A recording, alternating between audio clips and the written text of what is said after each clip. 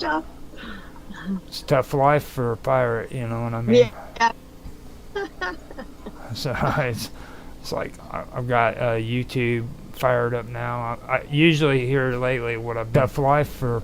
There we go. It's good. The audio is on there. I usually here lately what I've been doing is firing them up one at a time, checking the audio out and everything. So it's kind of weird that way. I actually had to go through and reorganize everything on here because of how I had to. Rumble's good. There we go. And now I've got you on X too. So you're going to be famous. You're going to be all over the place. Woo! So you ready for tonight? Yeah, I guess. Yeah. I mean, I didn't do any brushing up on anything. You don't have to with me. Like freaking I don't like do crazy shit like that, you know what I mean? Everybody else bitches at me and says that I need to, but I'm not down with all that hip cool YouTube streaming kind of bullshit. Yeah, I sent a link out to quite a few people. Yeah. Hopefully show up. you had one person already viewing on Rumble, and then there was one that was on YouTube. Out to quite a few people. That was probably me. Yeah, hopefully show up. Okay. You had one person. So yeah, you got that going now. X is up, and now I've got to get Odyssey started. I usually wait until the last one for that because they have this weird way of doing it where you have to process the live stream before they can actually allow you to get on there and do it. So Rumble's not hard to stream on, right? Rumble is the most annoying out of the whole bunch. Oh, is it? Yeah, because like there's times where I have to hit refresh over and over again just to see the live stream to see if it's working. I heard that it you can do YouTube at the same time. Like when you do Rumble, it automatically goes to YouTube. Is that right? No, I can do it if I'm using this program I got on OBS. But at one time they were letting me get away with that, but for some reason they stopped doing it. I don't where it would go directly from YouTube to Rumble. And even with the uploads they were letting me do it, but just for some reason they stopped doing it. Right. It's really weird. And then now Odyssey, you can't have your videos synced with Odyssey either. You got to do it manually. So. I heard about that. So what I'm basically gonna do is just keep doing this OBS setup that I got, because I got a free app on here where you can live stream on Rumble, X, Odyssey, and YouTube, and all of them at the same time.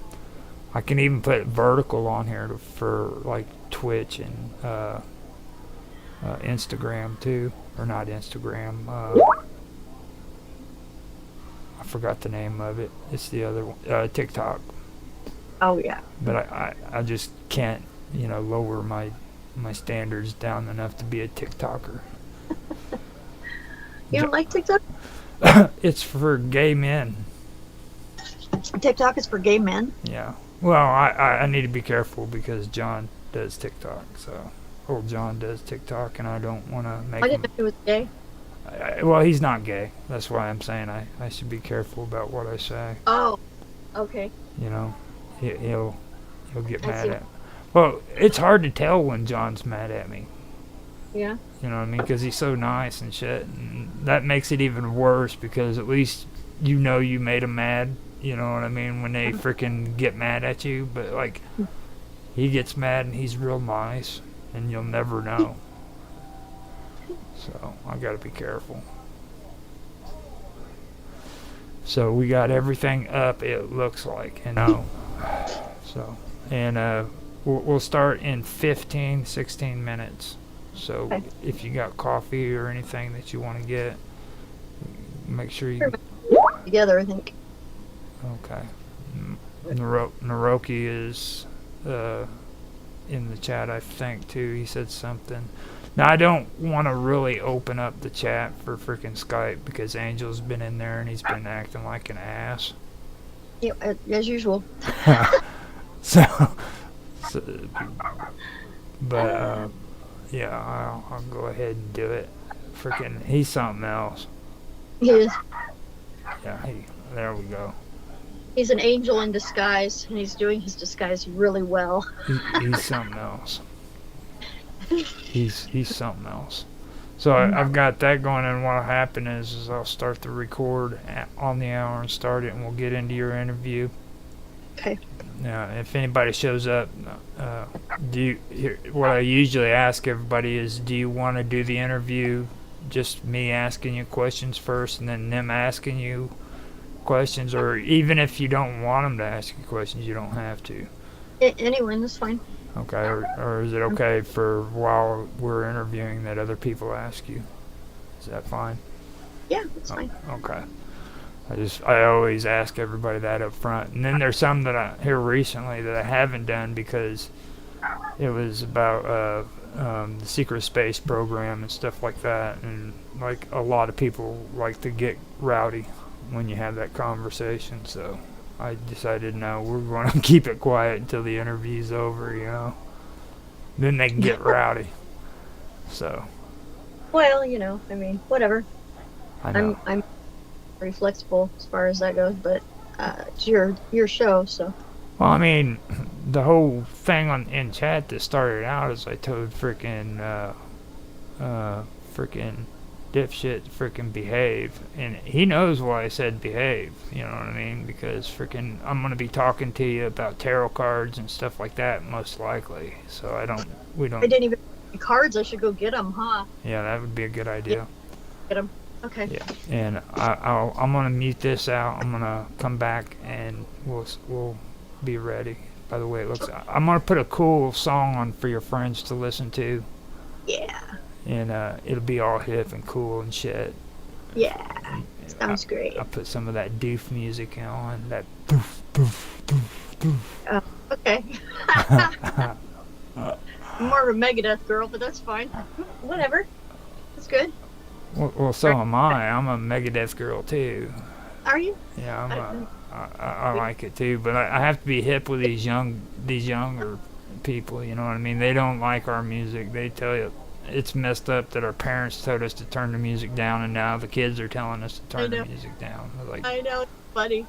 Yeah, my son might be showing up, and he's totally a Megadeth person and just rock in general. He plays guitar, so. Cool. Yeah. Yeah, that's what I'm talking about. See, you need to keep the generations to where they understand that our music was actually the best music out of all of them, you know? Well, for sure. I mean, come on.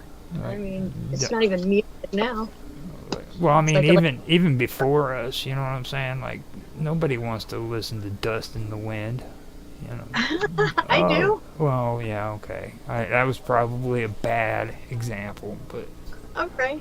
The Sound of Silence, there you go. This rocks for sure, so, you know. and I remember growing up, man, if I had to listen to another freaking person playing freaking Stairway to Heaven, dude, I was going to kill. Right. You know what I mean? Right. So this one is my thing that I made up. It's called Whispers of Midnight. Extension 2.2.1.1.2.2. Sounds exciting. Yeah, it is. Okay, I'll be right back. Okay, ditto. And this will be on loop, so...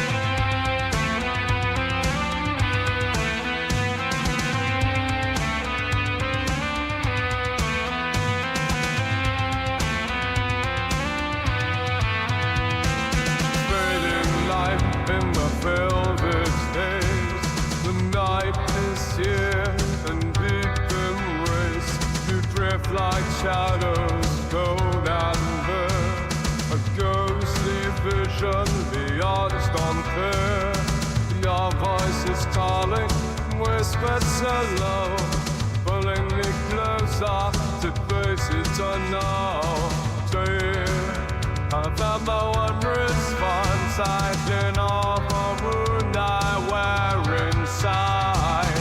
And in the darkness we meet once again, I'm bound by your silence like whispers of sin.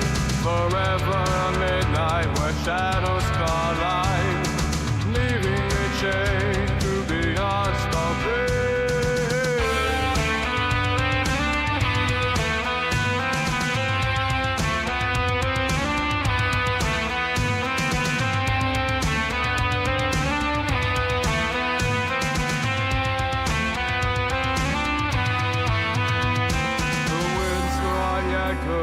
Of what we were, two lovers lost without a cure. Under the stars I lay beside the ghost of you, my haunted bride.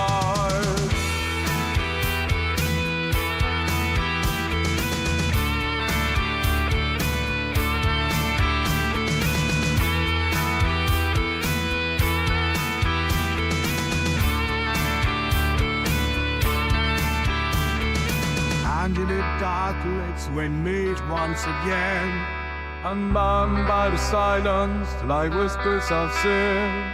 forever at midnight where shadows collide, Leaving me chained to the odds coming.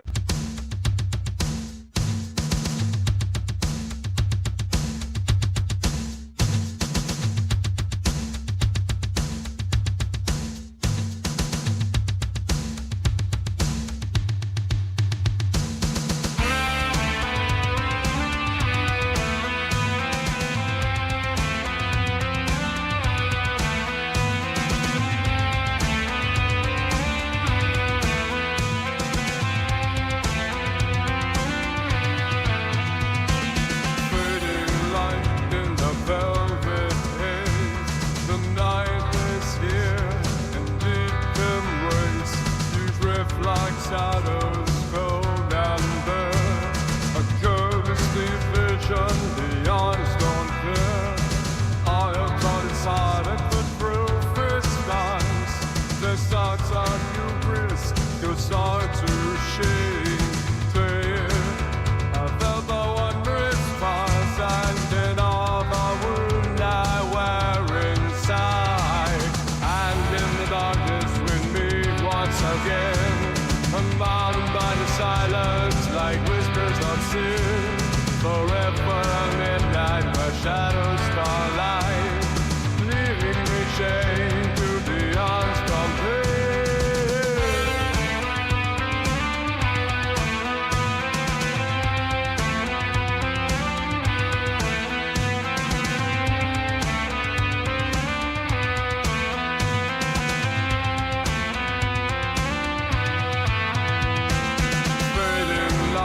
In the velvet days, the night is here and deep embrace. You drift like shadows, cold and bare, a ghostly vision beyond stone fair. Your voice is calling, whispered so low, pulling me closer to faces unknown. I found my wondrous response, hiding off a wound I wear inside. And in the darkness we meet once again, I'm bound by your silence like whispers of sin. Forever at midnight where shadows collide, leaving me chained to the unspoken.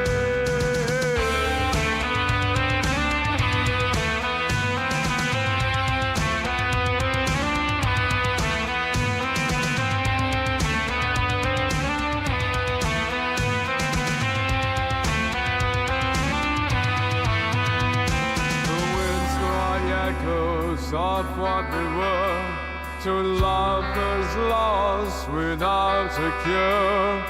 Under the stars I lay beside the ghost of you, my haunted bride.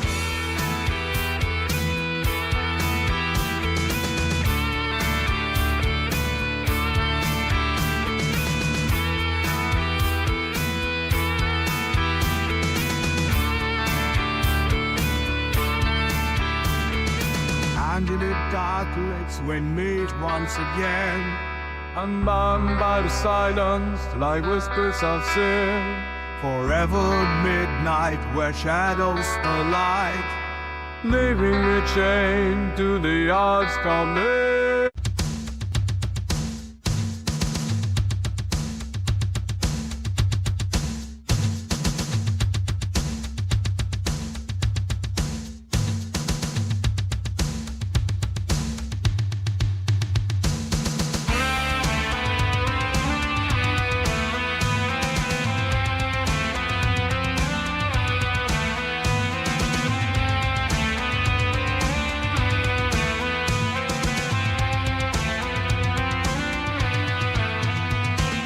Fading light in the velvet haze. The night is here.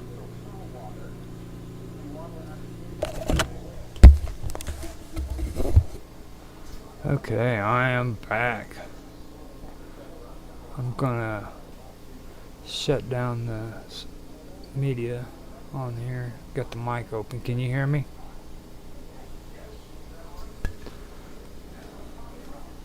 Oh, she stepped away. Okay.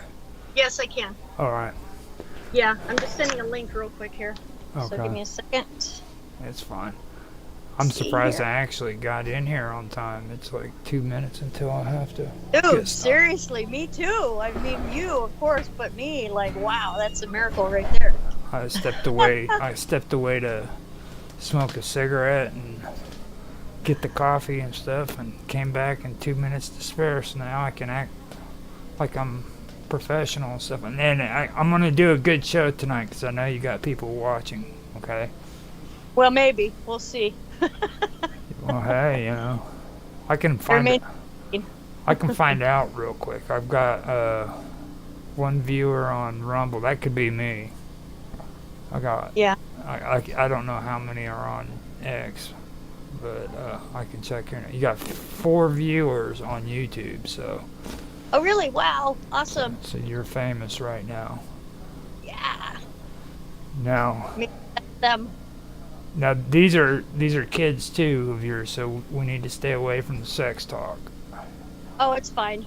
My kid, I mean, we've had some, I was leaning on his shoulder the other day. I'll just put it like that. Okay. Well, I mean, I mean, he probably won't listen very long anyway, He's, how kids are. They got other things to do usually. well, it's like I was really glad that we weren't like streaming during that after show, the last one we did with Mark. Oh, yeah. Because like freaking I got all paranoid and shit. I was like, I was hoping your daughter wasn't in the room somewhere, you know what I mean? And I'm like, it's not even my kid, dude. And I'm like, oh Right. shit. You're rowdy. That's why I know this interview is gonna be good no matter what, you know what I mean? It's like there's no way we could go wrong, to be honest. Right? Well, Awesome. well, actually, I mean, I don't know if it's actually safe for me and you to be doing an interview together. We got to, right? That's how it goes. You need to keep the camera. Yeah. Yeah, I don't know if it's actually safe for me and you to be doing an interview together. Okay, that's good. Okay, Fine. I checked the audio on X. It's good. That's interesting. So it's gonna be good. Don't worry. Oh shit! You got 6 people on there now. You got. Yeah, baby. I don't know who to shout out to. Well, that's the bad part. Like they don't really tell you who's. Oh, they don't? Well, actually, I probably could. Let me see who the participant. Nobody's talked yet in chat, so. Yeah. If they want a shout out, you gotta say something in chat, bros. Yeah, that's Say right. something in chat. That's right. Let them know. Tell them. Mm-hmm. Okay, so. Otherwise, I won't know. Because I sent it out. I mean, I only sent it out to, like, maybe 5 people, 6 people, maybe, something like that. There you go. So I'm gonna do the countdown, and we're gonna get this started. I'll do an introduction, and then I'm gonna ask you to tell a little bit about yourself. Okay? Already. Okay. So, 3, 2, 1, now. Hello, everybody, and welcome back to another episode of WOW Talk. Tonight is going to be an interesting interview because I've actually gotten time to know this person. I know she's an awesome person. We've had quite a bit of experiences together on Jaffe Ryder show, which is WPRNP, isn't that right? That's the way. That's WPRPN. WPRPN. Yeah. And that's where we first met and started hanging out. And we've actually I think we've actually gotten to know each other quite well. Yep. Good. So that's why I knew this was a guaranteed good interview, because freaking me and Sonia, we have a killer time together now. Good enough to drive out there and pick you up in a van. Yeah, she's talking about picking me up and going cruising around the country and do crazy shit and stuff. That'd be fun. So this is Sonia Galactica, or Galactic.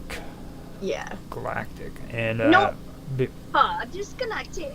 yeah, okay. Now before we get started with the interview, I'm gonna turn it over to you and let you give a little bit of background about yourself. Tell people a little bit about yourself, okay? Okay. So with that, I'm gonna hand it over to you. Okay, great. I just I tattoo, I make t-shirt signs, and the website where all that's at, galacticfire.com, and it's TEC, not TIC. And pretty much, I actually have something coming up here pretty soon. It's going to be my first time out at it's not really a festival, it's more like a gigantic swap meet. It's in Quartzsite, Arizona. It's the Tyson Wells one right there. It's right off the highway, so apparently there's a lot of traffic through there. And I had one of my friends, Mushroom Kenny. He introduced me to the whole place. He lives there, and he does that apparently every year. So he was saying, "Hey, come on out and check this out." So I did actually. I went out there for a couple of days, and it was really like the best place ever. And there's so many gemstones. It's like, wow, it's so exciting. And so I'll probably go out there and sell some t-shirts out of a catalog. Probably, it's kind of my intention. And then kind of see what happens after that. That would be great, because I got to get the show on the road sometime. So I kind of just want to travel and sell t-shirts, go to conferences, things like that, places where my t-shirts might be sold more, is in like the consciousness community, things like that, because they're like, for every t-shirt there's something about that I've experienced or that's just hilarious, and other folks who know about what I'm talking about, they would just love to have a t-shirt like that, I'm certain. So yeah, that's it. Maybe do a few tattoos. I don't know, we'll see what happens. See that right there, there's like a whole plethora of information that I can draw off of for your interview. You see what I mean? Like, sure. And that's what I was saying. I knew automatically this was going to be a cool interview, because freaking, first of all, we need to talk about your shop and your t-shirts and stuff like that. But even though I want to get into that first, like this not festival that you said, but like this gathering, I guess it is. If you want, man, kind of go over that and let people know what that's all about, since you've been there and everything. Get a little... Well, I haven't actually been there to sell anything yet, but it seems to me like it's just a big, huge, gigantic RV park that during the month of December and January they turn into like a swap meet, flea market type of thing. So it's outdoors, but there's like bars there, and like the bar I went to was so cool. I mean, like with live music and stuff. So it was great. So other than that, I really don't know what else would be going on as far as that goes. I mean, I'm sure awesome stuff and all that. I mean, there's already shops going up there when I was out there, which was just like the last week of November. Mm-hmm. And They have like tie-dye shops, which is like pretty much unheard of for the most part. You know, nobody really does tie-dye type stuff anymore, and we're talking like tie-dye for like the chick does it. She does her tie-dyes and then sells them. It's really cool. And then jewelry, stones, and just all kinds of stones. I went into this one store. This wasn't at the Tyson Wells place. This was across the street. But we're talking about Quartzsite, which the whole place apparently is full of gemstones. So there was like this warehouse that went from, I mean, it was like you could, like as far as you could see, there was nothing but gemstones on shelves, and it was so awesome. And they were like so affordable. Like you could get a big bag of gemstones for like $6, whereas like one of those would cost $6 if you were anywhere in a store like out here in Phoenix, you know.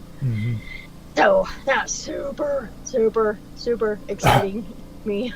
Yeah, that. I mean, you kind of answered what I was going to ask you about what kind of merchandise and everything they sold there and stuff. So.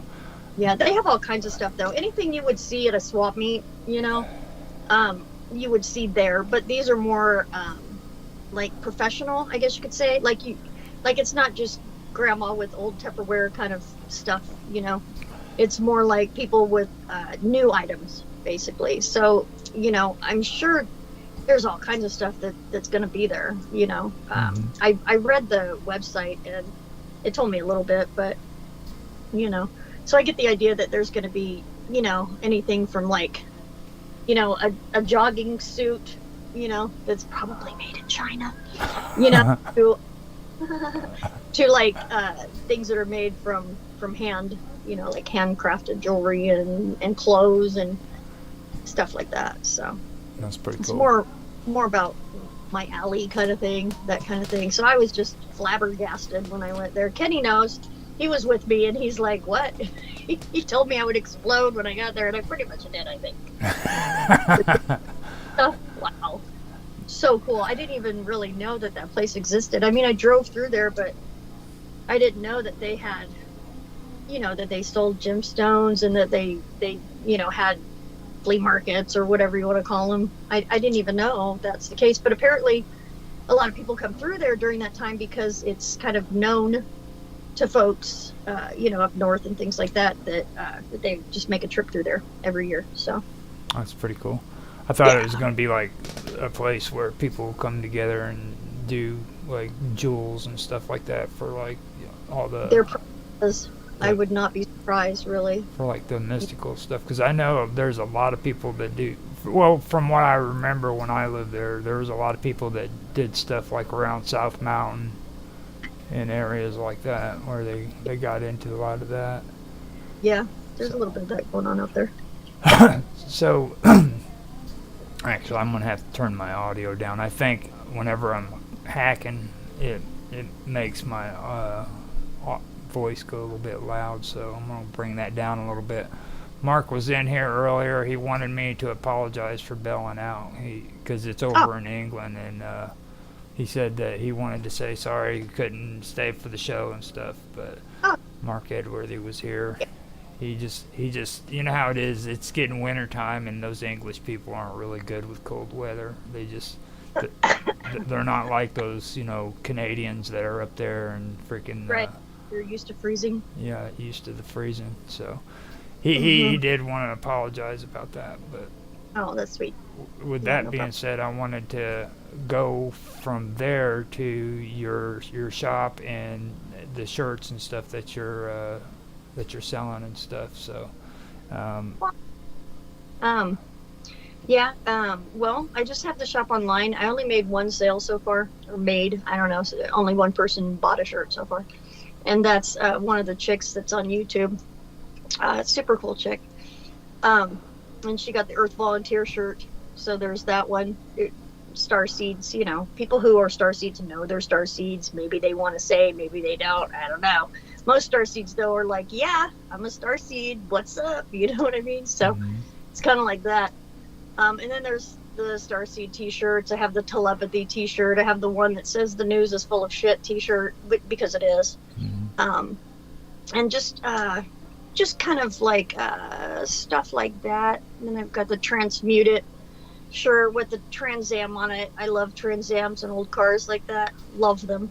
So I, transmute it, Trans Am. I'm like, oh, I'm gonna put a Trans Am, because if you take a ride in one of those old cars, if you take a ride, yeah, but if you drive it yourself, wow. I mean, anything you were stressed out about or worried about kind of just is transmuted into awesomeness because you're in a car like that and you're driving it. It's like that should be a therapy tool people use, because for the love of God, I mean, it's available, instead of stressing out on whatever computer issue you might have, or if like you're out in the, they say go out into the nature and stuff, and I'm sure we've all went out into nature at some point and been like, well, this kind of is cool, but I'm still depressed or whatever, or whatever's bothering me. So if those things aren't going to work, then driving a Trans Am certainly will. My son actually probably knows most about that. He's probably drove in a Trans Am more than most of us, because his dad has a Trans Am. Mm-hmm. And like a 78, like a real Trans Am, with T-tops and everything. Pretty sure Jeff has T-tops. No, he might not actually. But in any case, it's still a Trans Am. So T-tops or not, it's still pretty awesome, and still is a transmuting of energy, maybe not when you're 10 years old. Most definitely when you're 10 years old, man. Like, cause, yeah, because like that's back when the fast cars for a boy, especially for boys, you know what I'm saying? Like, fast cars was, well, maybe not now, but back when I was younger, for sure. I didn't even know what we had back then. I didn't even know, When I was 16, my friend that I pretty much lived at her house, her mom had a white Trans Am, like a Firebird with the T-tops and everything, and it was pristine. And we didn't know like what we had back then, but we would cruise the Vegas Strip fucking in that car all the time, and it was fucking bitching. You know what I mean? Looking back, I'm like, wow, that's so cool. I didn't even know we had it so good back then, because, it's like you're bitching about this or that or the other thing. It's like, Trans Am, whatever, but like I didn't have it so bad. Yeah. Not so much. So you actually brought up a good topic to talk about, because I've used your advertisement for this all the time. The shirt. Oh yeah. The shirt. Okay, the shirt. Now the thing that. Now you've been telling me that I need to do a new video for it. Yeah. But I like it. I'll have to personally let everybody know. I do like the video. But even though I understand where you're coming from too, because like whenever you have something that you made that's older, and you make new stuff, you kind of say, man, I could have done better. I understand, because I do that all the time. But of course, too, like so particular about things. But at least, it's not AI, which I'm not trying to do any AI stuff. All right. People try and and capitalize off of the whole AI thing. Like, I'm going to make this out of AI and I'm going to sell it. It's like, well, somebody else could just go make that of AI, and it just doesn't even make any sense. And the craftsmanship is out the window with that. So yeah, so it's so super, even more super cheesy because of the AI thing that's come out, which is kind of cool in a way, Yeah, but yeah. The whole thing I was going to ask you about is when it comes to television, you have like you just said too.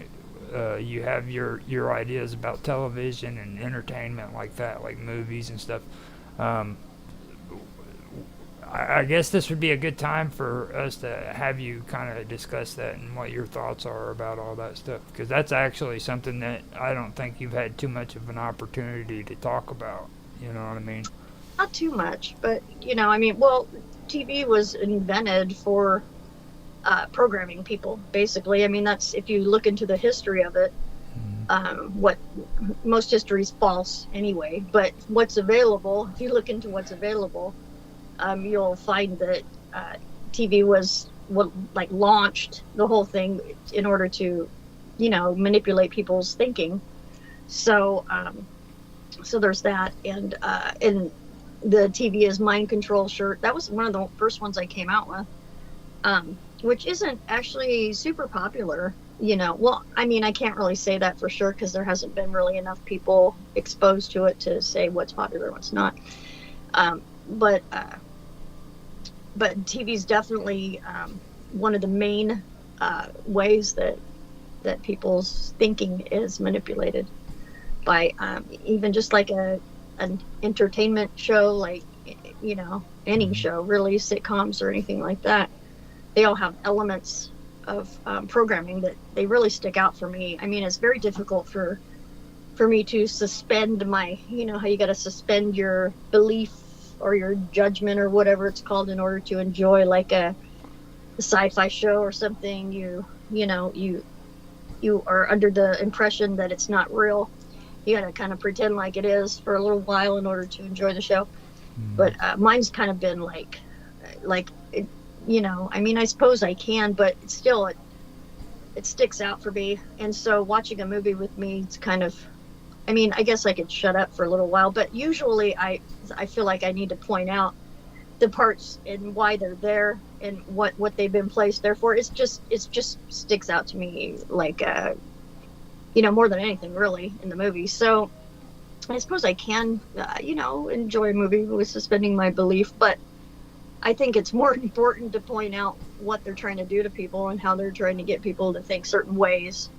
And by they, that would be the people who created the movie, right. Or and who run the system. Of course, that too plays a big part because they're the ones who can say yay or nay on what's put out and what's not put out. Like the censor guys or whatever you call it. Which is becoming more and more AI these days, unfortunately. But there's that, yeah. When you were talking, it kind of made me think about it, because whenever I started getting into the whole streaming thing and making my own videos, I went onto LinkedIn and I started doing the LinkedIn learning programs they had on there, and they went through the history of television. And that's something that I would personally suggest people who are interested in doing this kind of stuff go in and learn about, because what you're saying there is true. They want to alter your way of thinking, because you take, and I've used this example before, but you take two pictures. You take a picture of an old lady and a little kid. And you put them side by side, and people see an old lady and they see a little kid, and they got this fuzzy little nice thought going on in their head, right? Well, then you take a pack of cigarettes and you put it in on top of those two, so now you have a picture of an old lady and a little kid and a pack of cigarettes, and that alters your way of thinking because you saw that pack of cigarettes with that. You know what I mean? Right. Yeah. Every little bit makes a difference, and it's usually under the radar, like subliminal. We don't really notice too much about it, but some of the subliminal stuff is just crazy, like retarded. Yeah. How it's supposed to be hidden when it's not. It's right in front of your face. Yeah, pretty much. Yeah. Well, plain sight, like they say, right? And then for me, it's kind of a little bit of the opposite. When it comes to the watching in a science fiction or something that's just purely entertainment, like sitcoms and stuff, I have to kind of tell myself, look, it's not real, it's supposed to be entertainment, you know what I mean? Because I think that the one thing that most people have an issue with is they watch this stuff and they honestly think that this is the way things are, you know what I mean? You don't sit and watch frickin' Father Knows Best and believe that everything they're showing you on that show, or Leave It to Beaver, is actually real. You know what I mean? Families don't really work like that, Yeah, right, right. Well, there's some folks who probably, even if you kind of know that that's not how it is, there's still something implanted in your subconscious about how it, an idealism kind of thing, Exactly. Just a way of keeping the masses in, conform to one way of thinking or one area of belief, so that way it keeps them buying stuff for Christmas and everything like that. Even though if you look into Christmas, for example, it's complete bullshit. The whole thing is. It's not even, yeah, we have the Christmas spirit, and that's not what I'm talking about. I'm not talking about that at all. There's definitely that, of course, and that's kind of sacred, you know what I mean? But it has really nothing to do with Jesus or anything like that, you know. I mean, not literally. I mean, maybe in people's minds, yeah, but Yeah, it's you kind know, of. but that Yeah. can create egregores. That can create something, and for all I know, that whole thing could be an egregore type of situation, you know. Let's see. Now you Yeah. start. Now you're starting to throw tricky words up like a Gregor. Now, Egregore. Yeah, it's just egregore. an entity or an idea that's actually that exists in the ethers, that's created when enough thought energy is put toward it. Mhm. And you know, like, I'm sure there's probably not many folks that don't know about Jesus. You know what I mean? Mhm. So it's pretty egregorish a little bit. Um, you know, so So since you brought that word up, let me ask you something. sure. Have you done any kind of research into Prometheanism? Not too much, but recently, actually, I've heard quite a bit about it, and uh, more than I knew before. So no, not officially, not enough to speak on that. You know. Okay, I figured I'd ask because like a lot of people who talk about that usually go further into the whole thing about Prometheanism, and that was one thing that really stuck out to me because like here lately, I don't know if you've noticed it, but like even Jaffe is starting to talk about Gog and Magog. I have not noticed that. No. But I've been running into a lot of people that have been discussing that, so it was kind of interesting because that's how I first learned about Gog and Magog was through Prometheanism and things of that nature. So I figured I'd ask you. What is that? Gog and Magog is a belief that took place, or it's still, I guess you could say, going on in the UK. They were basically the difference between good and evil. Okay. So they have a whole kind of thing there, but I don't want to like go that Yes. direction if you're not, because I want to keep it focused on you. I said beforehand I'm going to try to make this a good interview. Yeah. It's Awesome. it's focused on you. So now we went over the T-shirt about the television stuff and everything. Now you mentioned the other shirts that you had, and you were talking about a lot of cool stuff like telepathy and shit. hmm Or telepathic is what one of the T-shirts are, Yeah. and I'm sure we've all had experiences with telepathicness or being telepathic at some point. Whether we knew that's what it was or not is kind of a different story. But it's just like, it's as simple as, like, you know, who's calling you before you answer the phone. And this kind of does go back into like before caller ID and things like that, you know. Mm-hmm. So, or when you've been like, you know, hey, I know what this person's going to say before they say it, and you're like both on the same topic and you weren't discussing it beforehand. Kind of like, it's becoming more apparent nowadays because of like our place in the universe and all the energies like getting a lot more intense.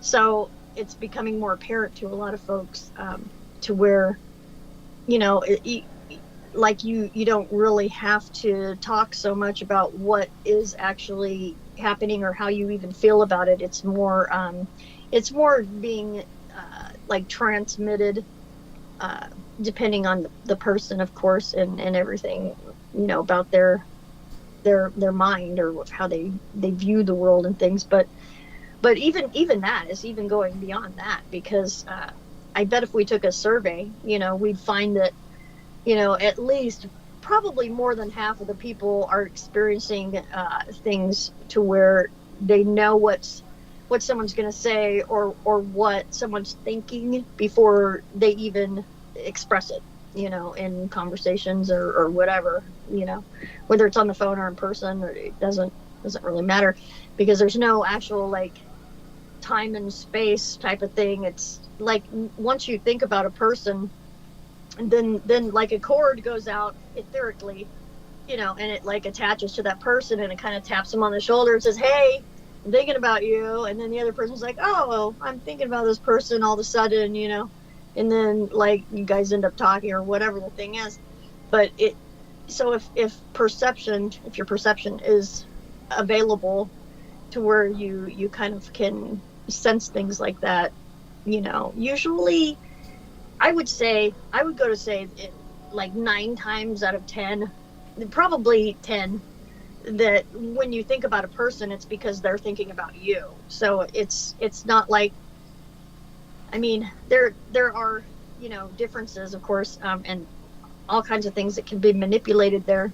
But basically, people are finding out, they're finding out who they really are, and the innate abilities they were born with. Like, we're born being telepathic. That's how it goes. I mean, it doesn't go any other way. I mean, how does a baby even learn to talk, for the love of God? I mean, yeah, from seeing things, there's all kinds of different arguments that can be put up with that, but whatever, because it is what it is. Still, we come through the whole mind wipe, the whole electrocution that makes us forget everything about, our past lives or any place we ever been before this, and we're just kind of stuck here going, what the fuck's going on, man? Why is everybody so fucking crazy? But for the most part, I mean, but we still have that spark, and that's really what I made these t-shirts for, is to like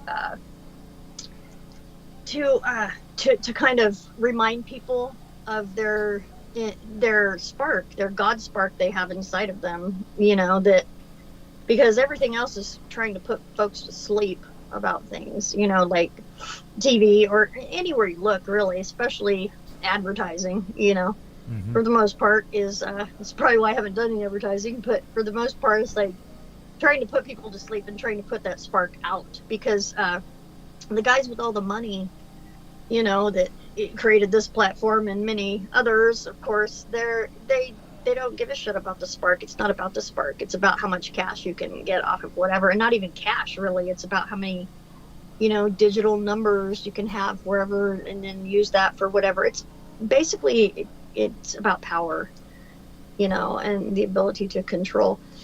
So that's fucked up. And anyone who's like a little kid, you come in going, "Hey, I want to control you."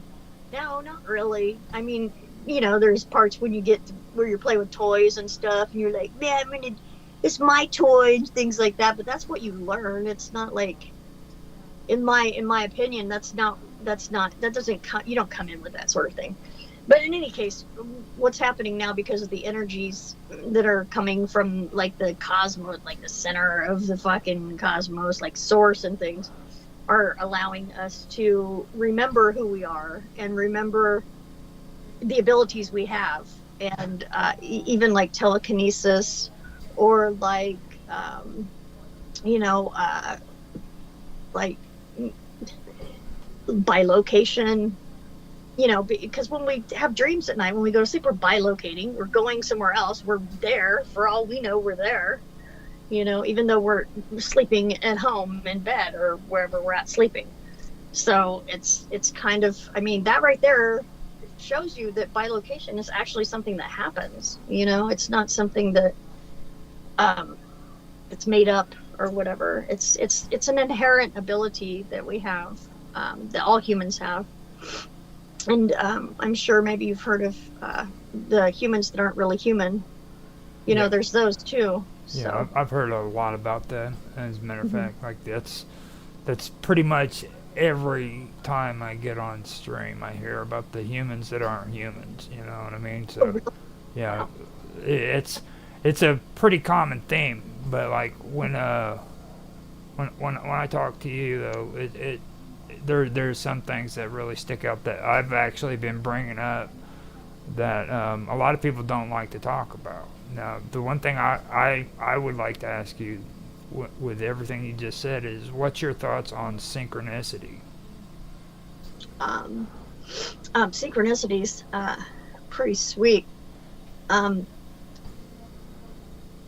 what I'm seeing is that when you have synchronicities, that's like it, because all of our universe or everything in our field is a reflection of us on some level. So that is allowing you synchronicities, like the time being a certain number at whatever time, even though you don't plan on that. Obviously, it just like, whoa, every time I look at the clock, it's 222, 333, or whatever. And those are I think, this quantum field that we're in, right? Allowing us to kind of see that there is like a rhyme or reason for it. It's not just for nothing. Like we're not here just doing nothing.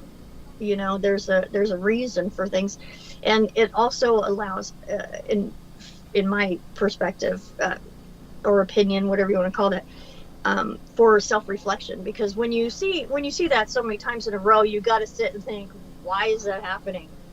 It's almost like it makes the universe alive, if you want to call it the universe or whatever. It makes things alive. Like there is an interaction going on between our minds and the things around us, basically.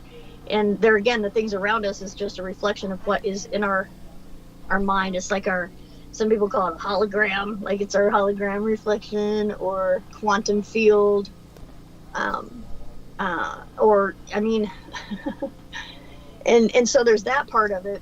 And then there's also bigger synchronicities, like at times when you have been able to see certain things or experience certain things happening in your life to where they fit together, like one thing from when you were 5 to when you were like 12 to when you were like 22 or whatever, and they all fit together in a way that is like not probable at all. It's like it, and then that's when we have these, like, I don't know if you want to call them epiphanies or whatever, but they're the spiritual aha moments where you're like, oh wow, that's why that happened, and that's why I'm here like that. And we only get those things if we look inward and we contemplate these things, like ponder upon what could this be? Why would this be this way? And then we receive more information from the ethers or whatever. I heard something the other night that was very interesting, is that because our brains are like antennas, like it's a big antenna, and we don't have any original thoughts. Like we don't originally think of anything. Like all these thoughts are just floating around, and we antennicize on them, or they come in through our antenna, and we're like, we either grab onto them or not, or we think they're ours or not. I know when I was born and as growing up, I thought every thought that I had was something I came up with. Nobody told me otherwise, and there's really no instruction here. And that's one thing that I thought was really fucked up when I first got here to Earth, was that there's no one to tell you what's going on. Like grandma doesn't know, mom doesn't know, dad, nobody knows. They're like, why are we here? I don't know, because of God. And it's like, well, where's God? Where can I find this God? What's going on here? I need to talk to somebody to figure out what is really going on here. Because with so much chaos going on and so much like not cool stuff, and like things that don't need to actually happen, like fighting and things like that are over, things that aren't really necessary, or it's like it's for no reason kind of thing. It's like, well, why does this happen? It doesn't make any sense, at least not to me, so kind of a little off topic there, but no, it's fine. You're doing great. Yeah, synchronicity is awesome. And I've experienced synchronicity to the point to where I asked the universe one time, and I picked the most random thing ever. I was like, and I was like, let me see Snake or Jake. I used to call him Jake the computer snake, because it rhymes, and Jake was this guy who sold computers that I happened to find online and stuff, and that turns out some of my other friends knew him too, and I'm like, oh, Jake, and I bought a computer from him, so, and he was always watching Scooby-Doo when I went over there smoking tons of weed or whatever, which is cool.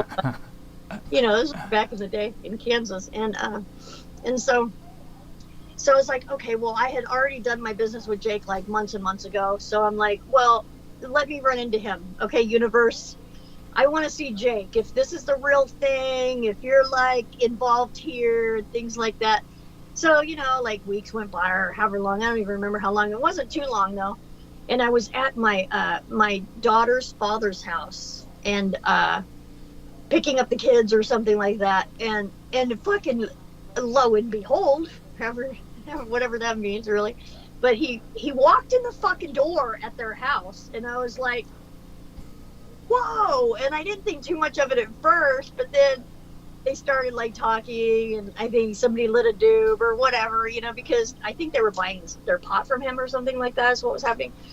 But anyway, and then I started to, as we were all standing around, I started to realize, wait a minute, I remember asking to see Jake. And then I was like, whoa, this is fucking a trip. So I started tripping out and stuff. And people were like, what's going on with you, man? And I'm like, nothing, don't worry about it. I don't think I told anybody, of course. I don't think so, because how are you going to explain something like that in like 2 seconds to somebody? Well, you just said it to me and you explained it pretty well. Yeah, So you but did good. The thing though, and people they're not like really wanting to know what you have to say, because here you're asking me what I have to say, so it's okay. Yeah. You know what I mean?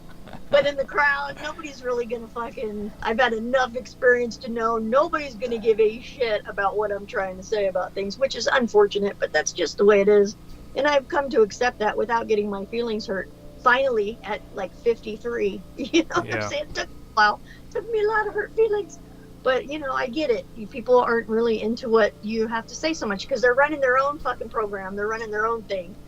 So that's cool. When you do meet somebody who's like interested in what you have to say, though, usually that's when you make friends and things like that. Because who wants a friend that doesn't give a shit about what they have to say? You know what I mean? So, Exactly. Yeah. So that showed me that, it really just blew my mind, seriously. And, it sounds so much less exciting than it was just telling the story, but it was one of those things to where it just took my world and like, whoa, okay, universe, okay, I get it now. I can't deny you anymore, whatever, you know what I mean? Yeah. So it's kind of like that. And so I know that the universe or your field or whatever you want to call it is interactive. It's super interactive. And that's how people manifest things for sure. And knowing that actually empowers you to, be a better manifester for one, and just to know the whole place we're in better than you would before.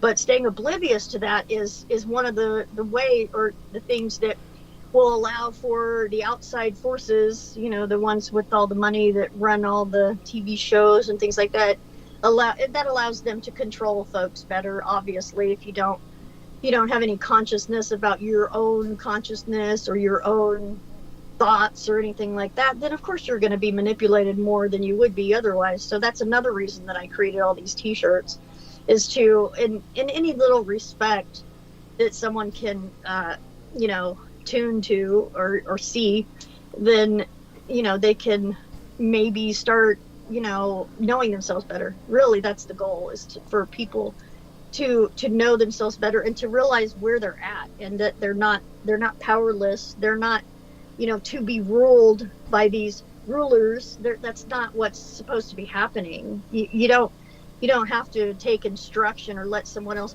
or have someone else tell you when something's okay or when it's not okay, or like anything you want to do, you can do it. Your world is completely up to you. It's really not up to anyone else. And now, there is one thing I wanted ask you, because from what you've been saying here, this is probably the best time to bring it up before we move on to the next part that you talk about. But you've been saying some stuff that has made me want to ask you what. Well, first of all, what's your thought about moments of clarity? Like, have you ever experienced any times where you've had that aha moment, that moment of clarity where freaking everything actually makes sense? You know what I mean? Absolutely. Several. No, I mean, if you could share those and then tell us what your thoughts are about those moments of clarity and what they mean, that would be pretty cool, because that's what I'm hearing a lot of what you're saying there. You know what I mean? Um, well, there's been quite a few. I don't know that I can remember all of them. However, I had the huge one that sticks out is that oneness experience that I had in 1992, and that was like even just a millisecond of I don't know if you even want to call it clarity. It was definitely clarity, but it was beyond clarity. It was more into the whole. I mean, it's like for just a split second, I knew everything there was to ever know, ever, which is, that's even hard to imagine, but that's how it felt. And it was me. It was gigantic, and it was me, but it wasn't just me. It was everybody else too. It was like everybody was there too. And it just, we were super connected, and that's where the idea of everything is one came from for me. I mean, I'd heard that growing up, like and you got to remember too, when I was growing up, there was no cell phones. If I wanted to know something, I had to go to the library and look it up. It was like that. And I did research occultism from when I was like, I don't know, 10 or 12, right in there, those, because I had acid experiences and things like that, to where I'm like, I got to find out what's going on here.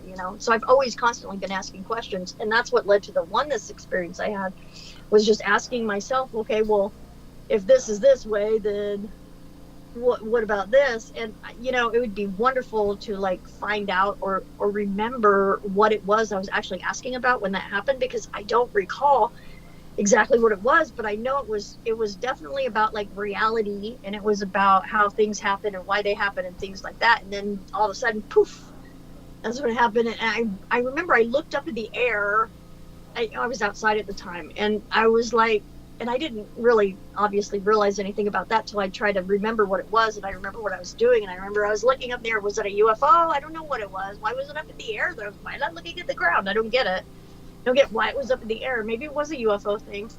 I don't know. Maybe there's other people. And what I kind of think is that there's like this thing that went out, this idea or frequency or something from folks that are, more advanced than humans are. And it was outside of the control veil that they have or whatever, to where they put this out.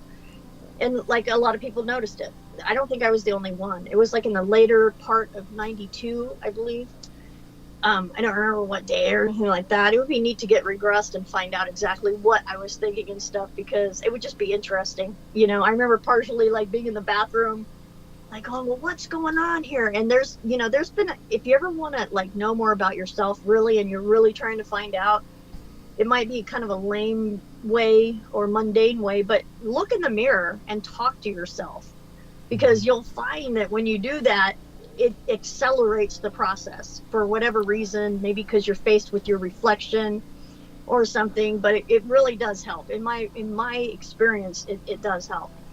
So there was, I mean, that was like, and then when I snapped out of it, which was like a millisecond later, I remembered that my lifetime here and who I was here, and that I was this chick Sonia and all this stuff. But before that, I was like as gigantic as it gets, and it was like, and so looking, and when I remembered who I was, it seemed like it was so small compared to what I just was faced with, which was everything, and we're all each other, and it's just the whole thing, and how we're all connected and things, and then my lifetime here was so tiny compared to that. It really was. It was like, which is even more mind blowing. The whole thing was just like, wow.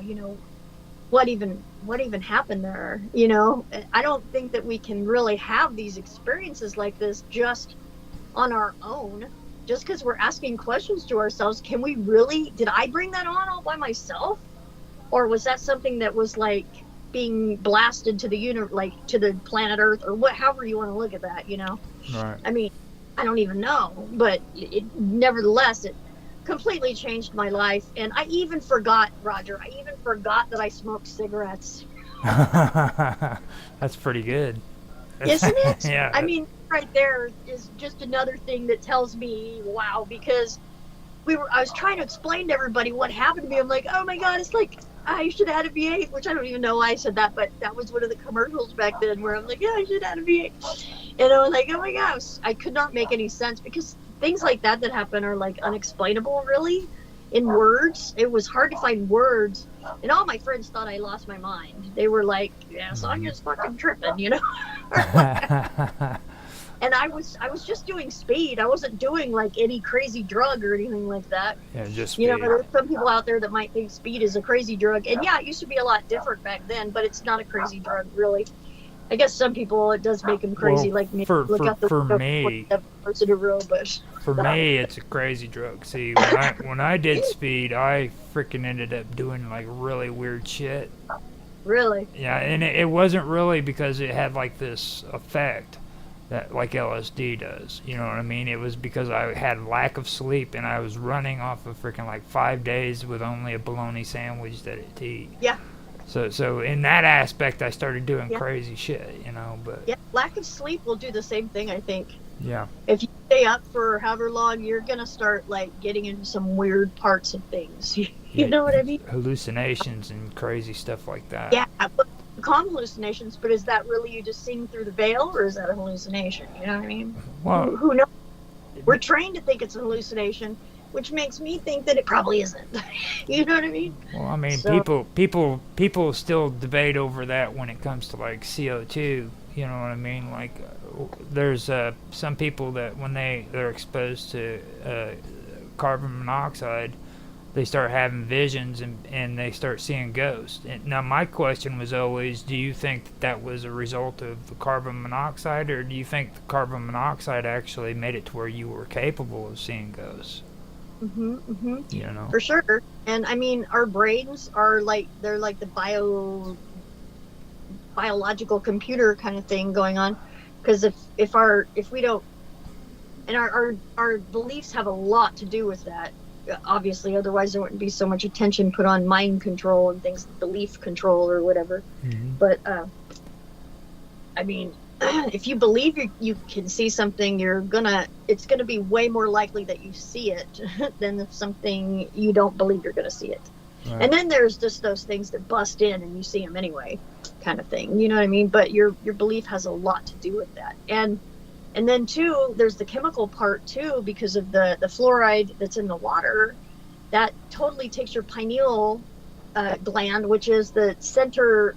If you imagine something in your mind, that's your pineal gland at work. Okay, that's how it happens. If you can visualize something, the reason why you can is because you're using your pineal gland, even though. And this is scientific. This isn't even something that I'm like guessing at or like what old fucking shamans say. It's not even any of that. What it is that the fluoride goes in and calcifies your pineal, like as blood runs through your pineal as it does through every other part of your body. Apparently, from what I've researched, is that the pineal takes more blood passing through it than any other organ, like at any one point in time. So basically a lot of blood goes through there.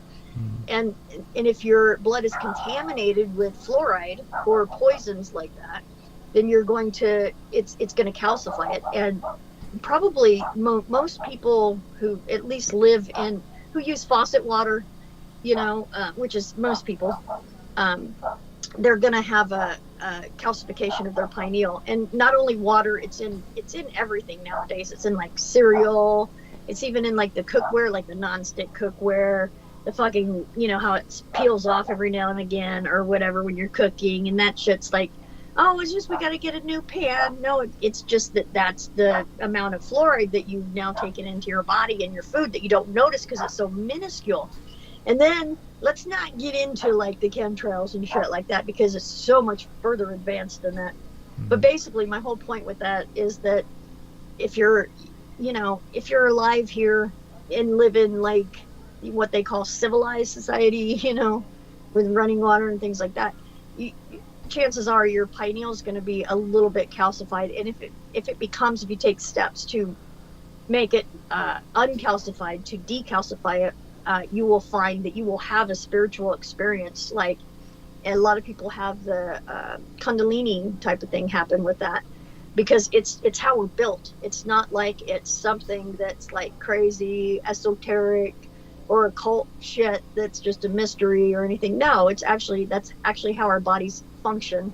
And the guys who put this shit in the water, they know this, and that's why they put it in the water, because if we're all aware of who we are and functioning at our top limit or limitless, then they're not going to have any power anymore. They won't have any power over us, because we'll all be like, fuck you and your fucking water, and fuck you and your fucking cable bill. Fuck all that. We're not going to be putting up with that shit anymore. We won't need to be entertained by whatever's on TV, or it's just so it's so crazy. And that's another reason I put out the shirt, so that people can just remember who they are, kind of thing. Right. Basically, it's each one is like a road to being able to remember who you are, kind of thing. Yeah, kind of like an awakening, basically. Yeah. Uh-huh. Yeah, an awakening. Yeah, sure. So now I from me, in my experiences, I've had to go through recovery, and they were real big on spiritual awakenings now, and spiritual experiences, and they were real big about moments of clarity. But the one thing that really helped me, I think, in my experiences was crossing over a threshold. You know what I mean? For me, it took a lot of pain for me to freaking actually have that moment of clarity, to where I could see clearly and understand, something's got to change, you're going to die, So, with me, I guess the best question I have to ask you is there a moment in your life where you actually had to cross a threshold, like a threshold of pain, where you had to change and actually had another moment of clarity where things made sense at that moment, where, look, you're fucking up and you need to change? Yeah, that happens a lot, actually. I mean, not so much anymore like it used to, but yeah, it happens a lot. Like when I was taking Percocet, and Percocet is a respiratory system. It's like a suppressant or a downer. It fucks up your respiratory system, which is your ability to breathe. Mm-hmm. Which is kind of important, So, knowing that, yeah, I probably, when I was to the point to where I was like stopping breathing when I was going to sleep, I kind of, knew, however slowly. It was like an agreement with the universe, though. It's like I have those, but yeah, to where it's like, check it, you're gonna have to not do this no more, even though you might want to or whatever, because it's not working out to the point to where it's super detriment, it's gonna fuck you up to where you're not gonna be unfuckable, kind of thing. You know what I mean? Yeah, I do. Actually, that makes a lot of sense to me. So yeah, it does make sense. Yeah. Now, before we start treading down the horrible freaking path of YouTube, I think we should move on to this from this part, because I think this could tread into some areas where I could get in trouble. Maybe. But the thing is you have also got some things that I do want to cover too, which is a part of using the tarot. And there's also, we've both done some stuff with numerology, and you played it off like you didn't know much. But then when we actually did it, you knew more than what you played it off as. So I'd really like to get into some of those stuff. We've actually gotten into some more of the cooler stuff, to the point where I've got 53 minutes recorded. So we've done a really good job on that. And that was the stuff that I wanted to actually get into, that I knew you didn't really get very much chance to talk about. And I knew you'd bring it up in the conversations, but it never went far. You know what I mean? Yeah. So I wanted to be able to kind of go through some of that stuff. But yeah, awesome. And can we take a break real quick? Yeah, a bathroom? That's kind of what I was getting ready to do. I'll put some of this cool music in. Yeah. And then there you go. Yeah, and I'll let all these guys listen to that Rebel talk. Okay. Yeah. Okay. I'll be.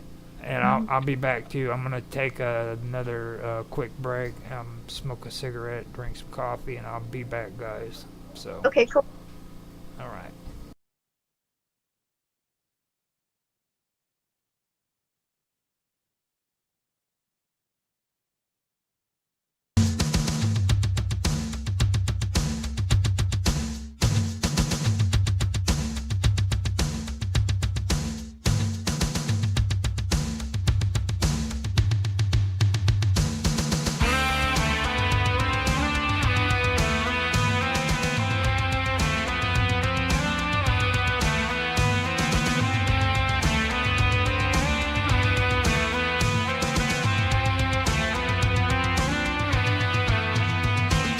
Fading light in the velvet haze. The night is here in deep embrace.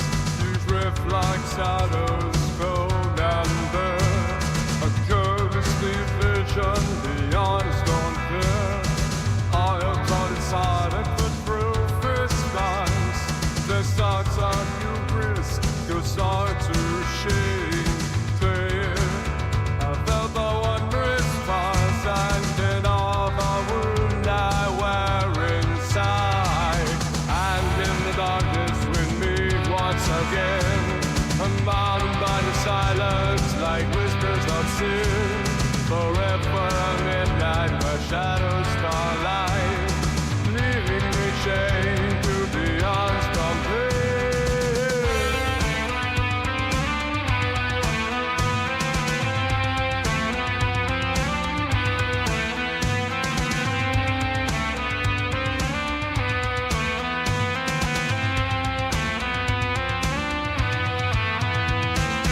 Fading light in the velvet haze. The night is here in deep embrace. You drift like shadows, cold and bare. A ghostly vision beyond stone fair. Your voice is calling, whispered so low, pulling me closer to places unknown. I felt the wondrous fun sighting of a wound I wear inside. And in the darkness we meet once again, unbound by silence like whispers of sin. Forever a midnight where shadows collide, leaving me chained to the unspoken.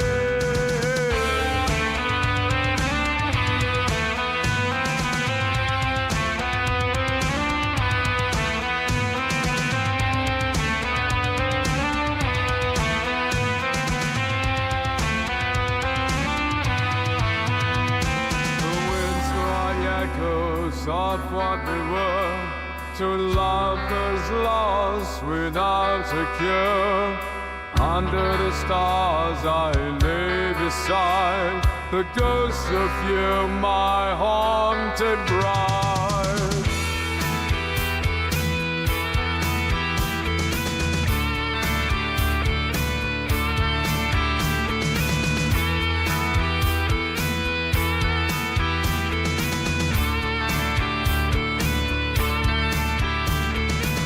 And in the dark lakes we meet once again, Unbound by the silence like whispers of sin.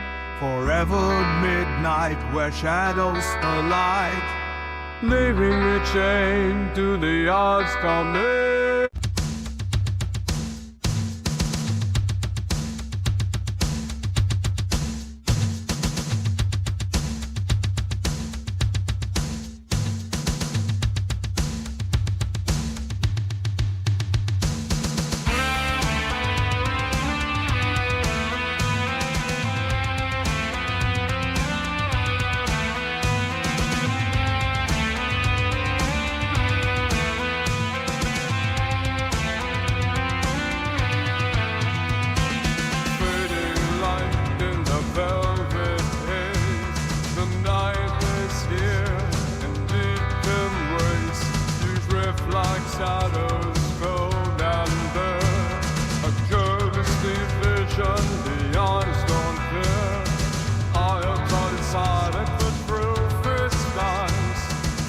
starts on you risk, you start to shake.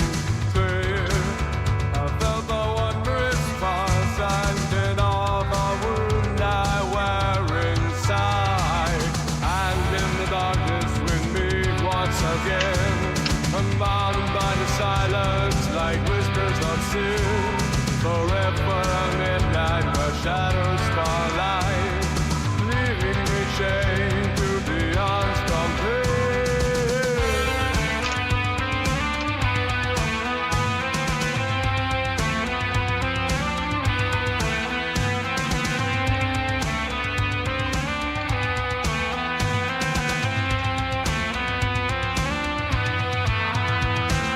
Fading light in the velvet days, the night is here and deep embrace.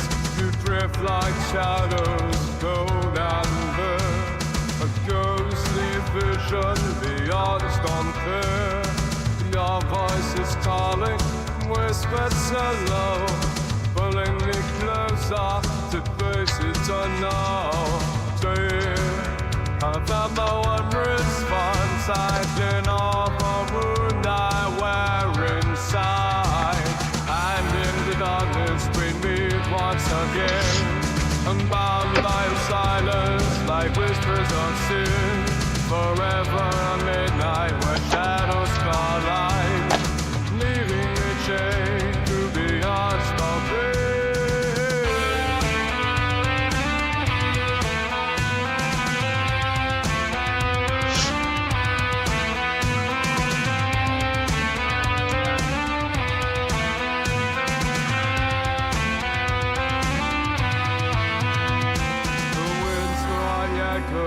Of what we were, two lovers lost without a cure. Under the stars I lay beside the ghost of you, my haunted bride.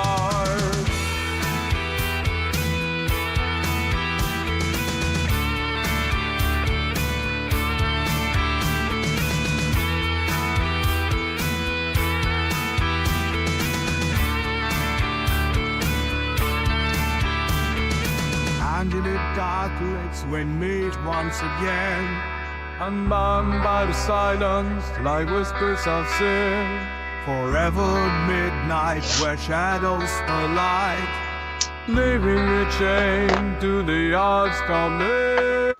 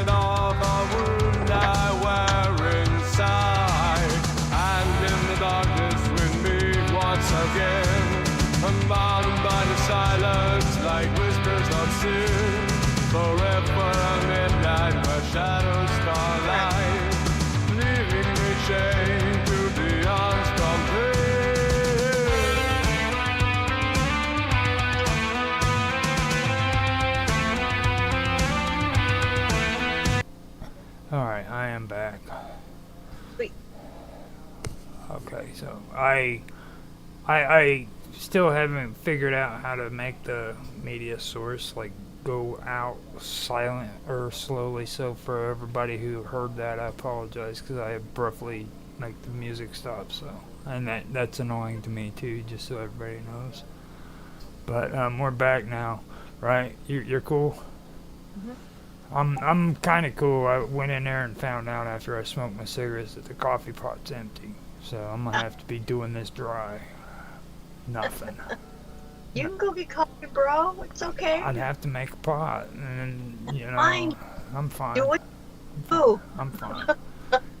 It's just I might have to go through DTs and stuff like that, So We don't want that. Nobody wants that, man. I know that's what they all say, but a lot of people like to. They say I do better when I'm like fiending for coffee. I don't know why. Oh, really? Yeah. So. Well, it's totally up to you. Whatever you decide is perfectly fine with me. Yeah, it's fine. I'm doing good. Now, before we get into this, I want to let everybody know that Sonia has a habit of pretending like she doesn't know shit. Do I? Yeah. So just understand that like just because she says she doesn't know something about certain things, she knows stuff about that certain thing, but she doesn't tell you until it's important to tell you. And That's the thing, right? yeah.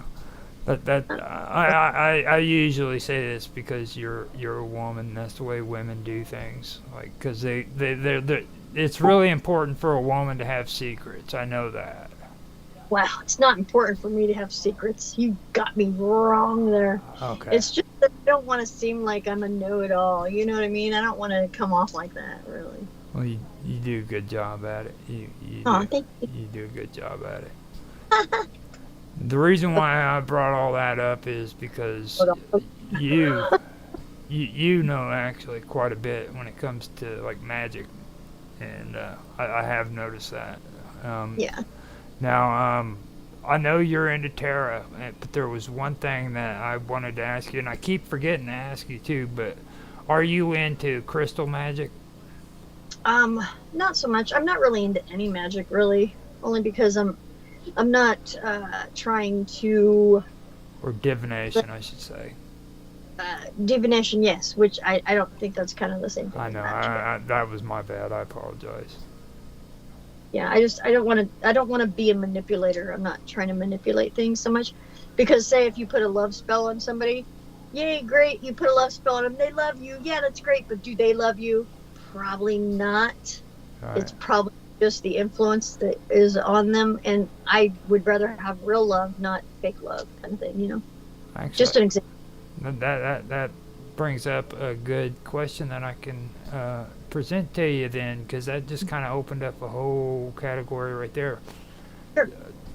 Kind of explain to everybody what the difference between magic and divination is. Oh, magic. Well, magic exists anyway. It all depends on how you view magic, though. If you're talking about it in the traditional type of sense, as far as like spell casting and things like that, then that's more of a, to me, that's more of a, they put spells on whoever, or the masses, in order to have a certain result obtained, which would go against someone's free will. It's almost like it's like tricking them to think that it's their free will when it's not.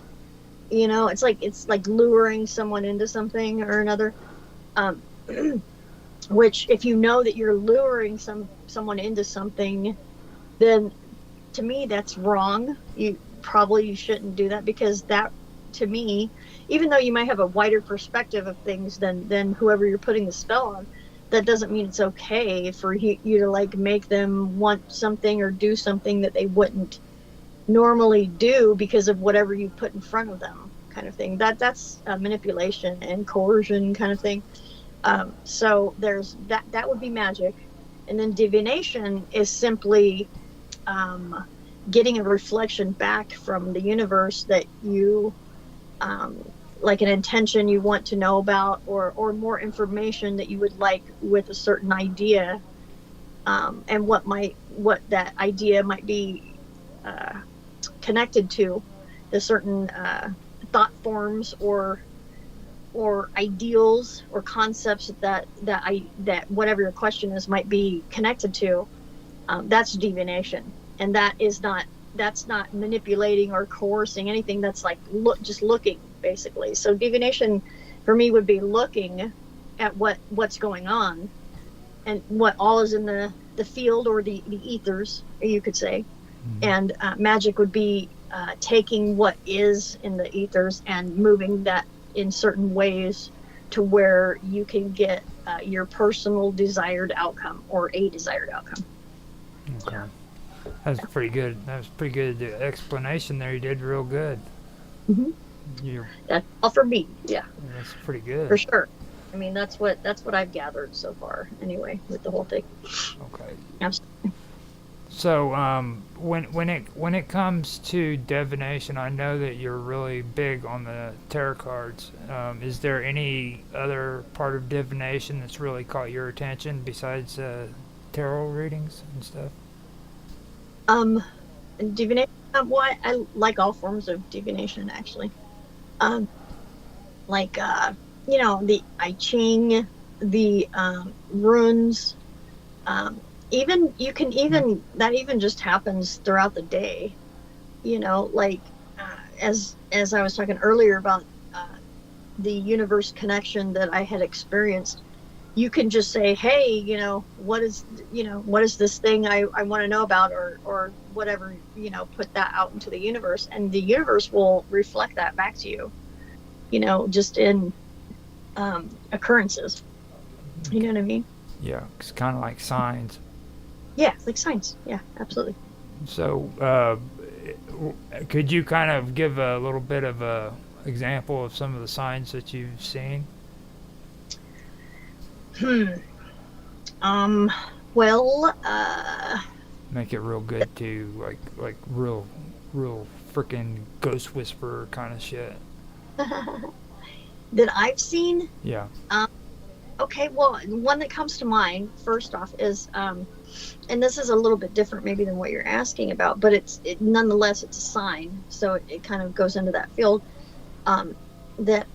Okay, so remember, I'm sure you know about the friend who died that I had, Brooke, right? Mm-hmm. Her thing was a dime, and that was just what she was showing her husband at the time. There was a dime involved.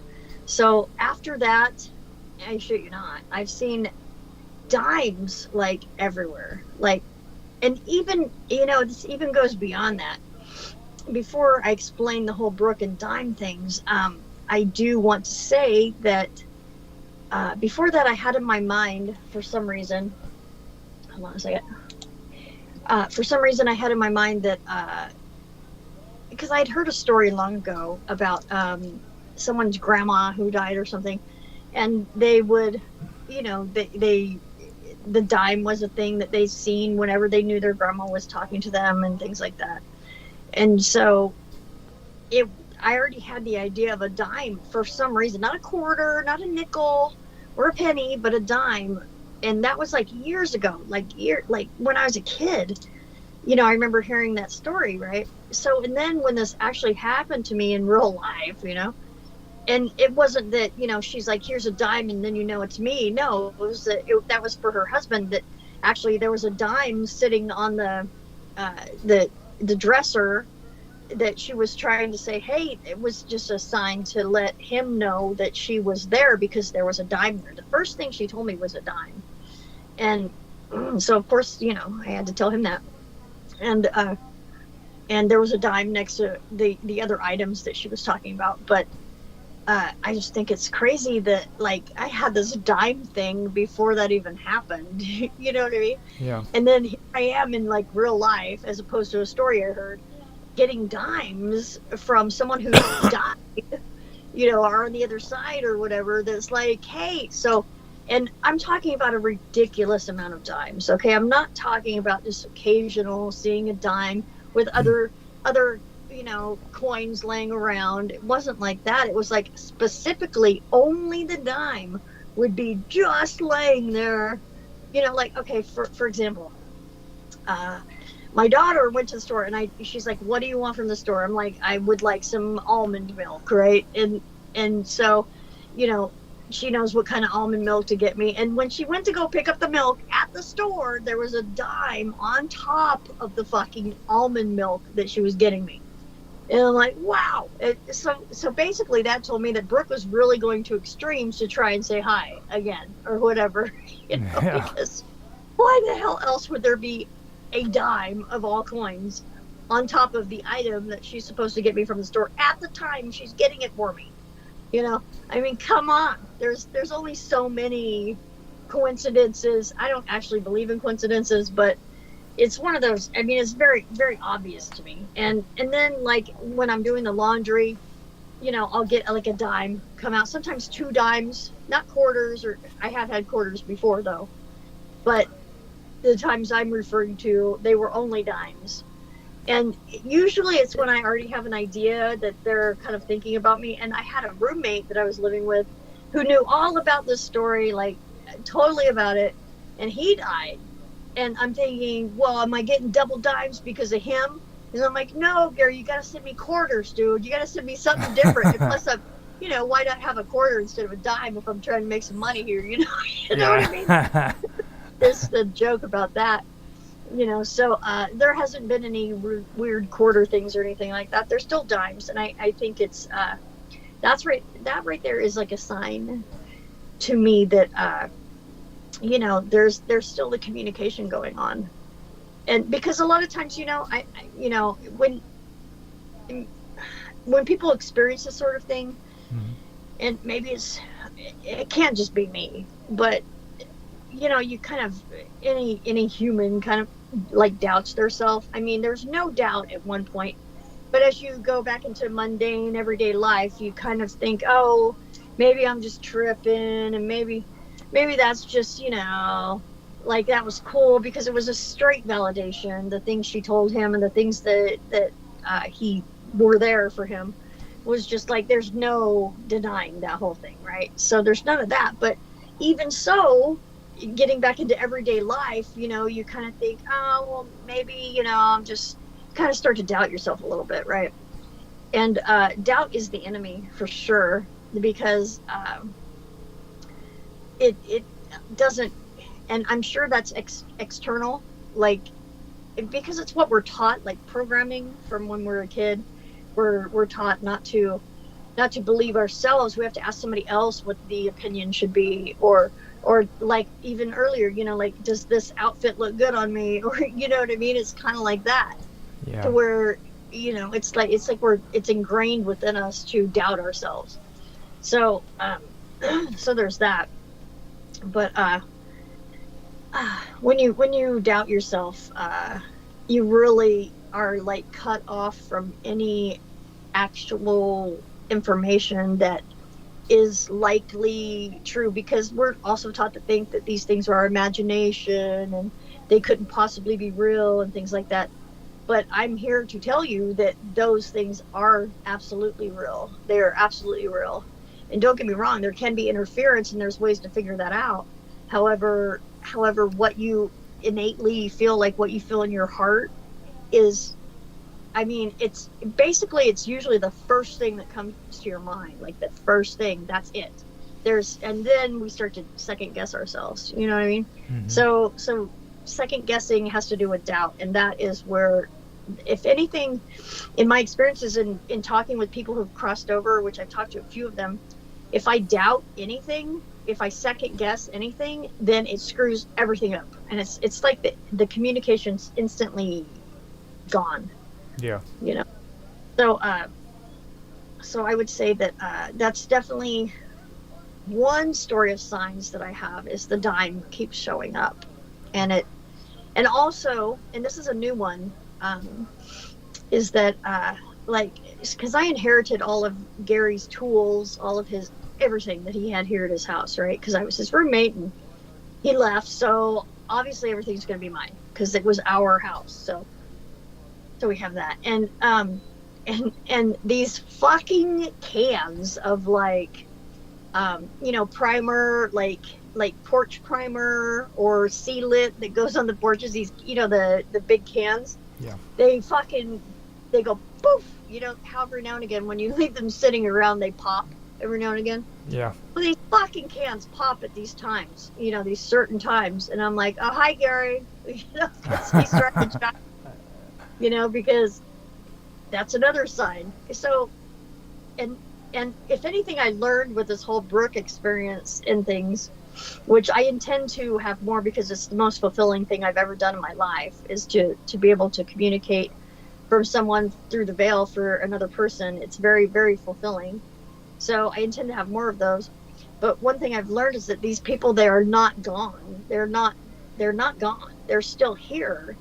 We just can't see them. They're just not here in the physical. And I know that doesn't comfort a lot of folks that like maybe had somebody, just because it's like someone just disappears. It's like they just poof. They're just gone, but they're not gone. I mean, they're not gone in your mind when it happens, of course, but even after that, they're still there, and they will find a way to communicate with you. They will find a way to get through somehow, whether it's with a butterfly.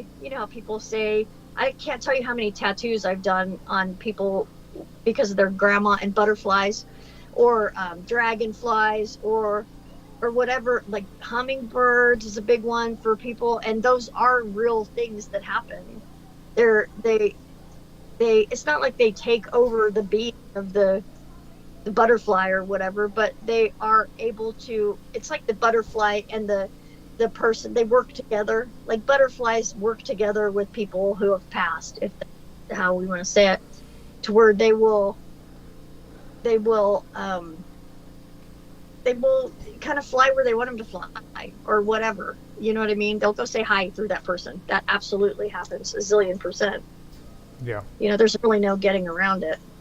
So whatever it is, if it's like a can that's popping, or if it's a dime, or if it's a butterfly or dragonfly or whatever it is, if you instantly think of that person when you see that, and that brings that thought instantly to you, then that is what it is. So the second guessing shouldn't even be a thing that you would consider, really, because that would just negate what is, basically. So when you were talking there, I actually remembered something that I did want to ask you.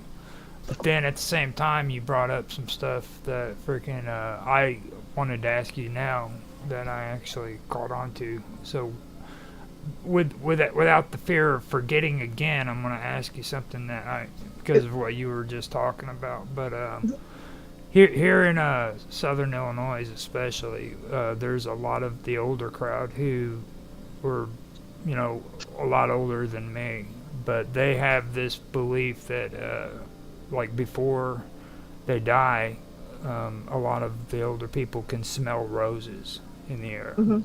Now, have you ever heard of stuff like that, and what's your thoughts about things like that? Like, do you think that people can actually have like signs where they smell roses just out of the blue, or certain fragrances and stuff of that nature? Mm-hmm. Absolutely. Yeah, absolutely. And if they have a certain belief attached to that smell, mm-hmm. then that will facilitate that belief being more real for them, if that makes any sense. Just like anything else, really. So if they believe that when they smell roses out of nowhere and there's no roses around, that means they're going to die, well, then that might facilitate them being able to do such a thing, because we're, if you ask me, we're ran off of beliefs. Mm-hmm. Really, that's what, and that's what they manipulate, mostly, actually, all the way. is beliefs. So if we believe that, then sure, that could actually facilitate something like that happening. But and I've only seen like death in front of me a couple of times, but if you ask me, it's a choice. There's a choice that's made. It's not like somebody dies because they're old or because they're weak or whatever. Even people in the hospital, you hear stories that, well, she was there, but she hung on for this time to see this one person or whatever it is, or him or whatever it is, to where they decided, they made a decision that they're not going to kick it until this person comes into view, or until this one thing happens or whatever. And more than that, if you ask me, I think death is just an idea. It's just another program that we're programmed to believe. Like we believe we're like 40 and we were 30 or whatever the thing is. So now we have like gray hair, or our health is decaying, or whatever our beliefs are associated with getting older will happen because that's what we believe is supposed to happen. But if we don't believe any of that, then none of that will happen. And so that kind of applies to the whole thing. And I know it's crazy and out there and like not like, oh my God, she just doesn't know what she's talking about, which is fine. People can believe what they want, obviously, but death is just a program that people have, and they die. And especially, and this is an important part of that too, is that others around them will compound that. So if, like, say you've been told you have cancer and you're in a hospital bed, and I'm not trying to negate anyone's feelings about anything that happens to anyone, absolutely not. I honor all of that, as a matter of fact. However, I am pointing out that when someone believes they have this illness, and then they're given all these whatever drugs they're given or whatever the thing is, I mean, that's kind of another story. But and then their family believes the same thing. You know, their family's going to believe, oh, he's going to die in 6 months or whatever it is. He only has 2 weeks or whatever it is, right? So they have this thought form and this belief that's set out there on top of this person. So even if this person didn't have any illnesses, maybe they got it wrong when they said he had cancer or whatever. If they have 7 people around them thinking they're going to die at this time, and the person thinks they're going to die, then the person probably like 90% will die because he thinks that's what's supposed to happen, and everyone around him thinks that's going to happen. And my whole point with that is that everyone around you, if they think that you're going to die when you're a certain age, or that you're supposed to die, you're supposed to get gray hair, you're supposed to do this, you're supposed to do that, all those like their subconscious projections will come upon the person, and the person will like even subconsciously start to exhibit those things like gray hair or failing health or whatever the thing is.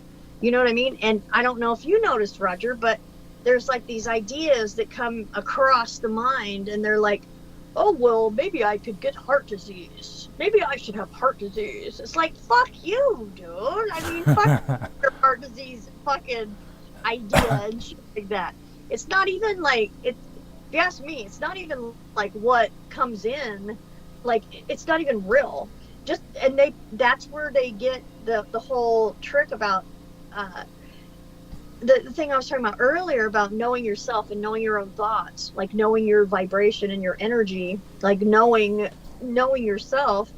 You know, if something else comes in, you're going to know, hey, that's not me. That's another thought. But if you don't, you know, like when we were kids, if we don't know that these other thoughts that are out there aren't ours, then they play upon that, and they can make that a thought that is ours, or will believe it is ours. And they have many ways to do that. But even if you do know, but if they come across there and you latch on and you believe that, then that will be your world. It's really your beliefs create your reality. That's really what it boils down to, for sure. So, right. Did I make myself clear there? Yeah, that was pretty good. Now, what I was wanting to remember, I actually kept it. You were talking, and especially when you were talking about the mirror, looking in the mirror and saying stuff to yourself.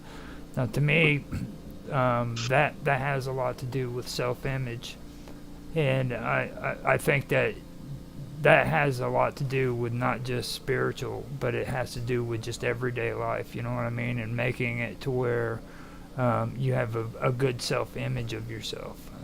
But it also goes deeper than just that. So I do agree with you on that. You know, now the thing that made me think of what I wanted to ask you had to do with that, but it also had to do with how you were talking about if your self-image, basically your self-image, if you don't have a good self-image of yourself, it makes you feel less than. Sure. Now, when it comes to all of that in that area, what's your feelings about waiting for the freaking shoe to drop, basically? You know what I mean? Those people who sit around waiting for bad things to happen. Well, if that's their belief, then that's what's going to happen, because there again, we are in charge of our own field. And the reflection thing, mirrors are portals too. I don't think I mentioned that before, but they are. Mm-hmm. They can be a portal to yourself too, in like a esoteric kind of way, I suppose. But if you're expecting, basically whatever we believe, we create, pretty much. I mean, that's another way TV's used against us, because they can get folks to believe a certain way, then they're halfway to their goal, kind of thing. Whether it's like an ET ship landing and attacking everyone, or whether it's like this big plague that happened, or that supposedly happened, at least for a lot of folks. In any case,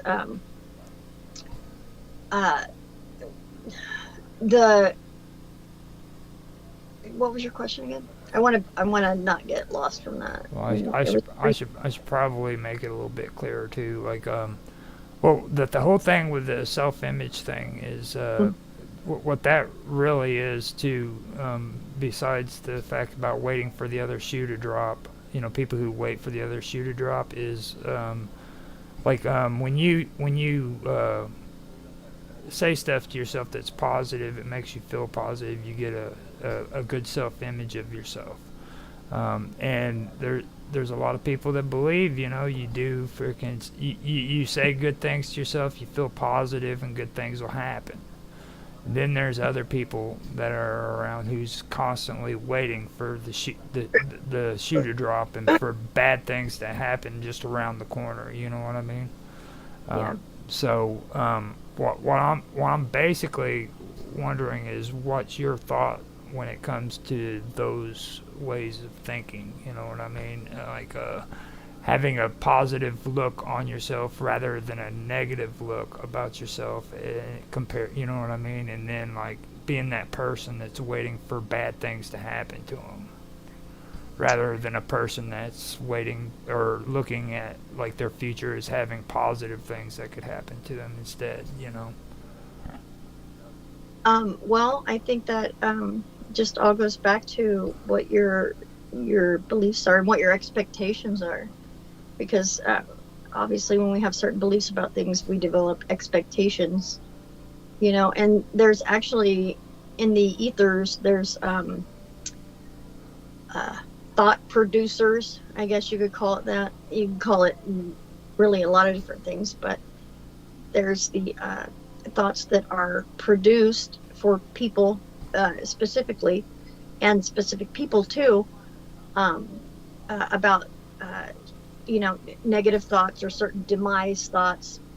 Like we were talking earlier about my example was like the heart attack idea comes by. So if you latch on to that, I'm going to have a heart attack because of this, that, and the other thing, whatever your beliefs might consider that to be possible, then they'll send in more thoughts will come to you about affirming reasons why your heart attack is supposed to happen, and why this will happen. And our minds control our bodies, so we're have the thing to where our minds will believe something, and then we will allow that sort of thing to happen in our bodies, and there's a lot of different like stuff I don't even know about that is involved with that, I'm sure. But it all starts with the belief. So if we believe that, then our bodies will start to develop, high blood pressure, low blood pressure, depending on what it is you need to develop in order to have that be come into fruition, the whole heart attack thing or whatever. And I mean, it's really so subliminal that if we're not closely watching our thoughts and reevaluating our beliefs all the time, because it's totally okay to reevaluate your beliefs. And that's another thing I've run into, is that people don't, they think that once they've decided something or whatever, you can't be changed. And like unless something outside happens, and that's not true at all. You can change your mind at any point in time.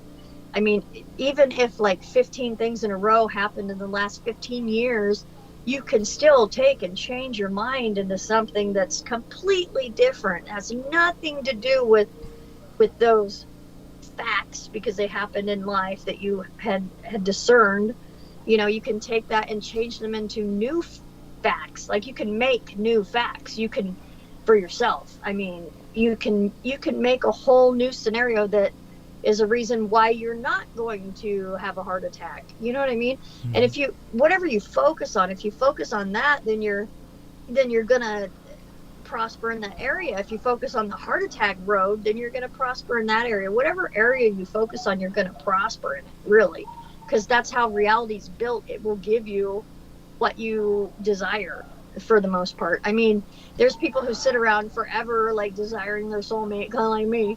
So, I mean, there's that, but that just means that it's just not time yet. You know what I mean? It doesn't mean that doesn't exist somewhere, So it's whatever it goes back to even the stories we would watch when we were kids, like the never ending story where, like you believe in something. It's really, if you ask me, it really all comes down to what you believe could be and what you believe couldn't be, because what you believe couldn't be stops you from having what you believe could be.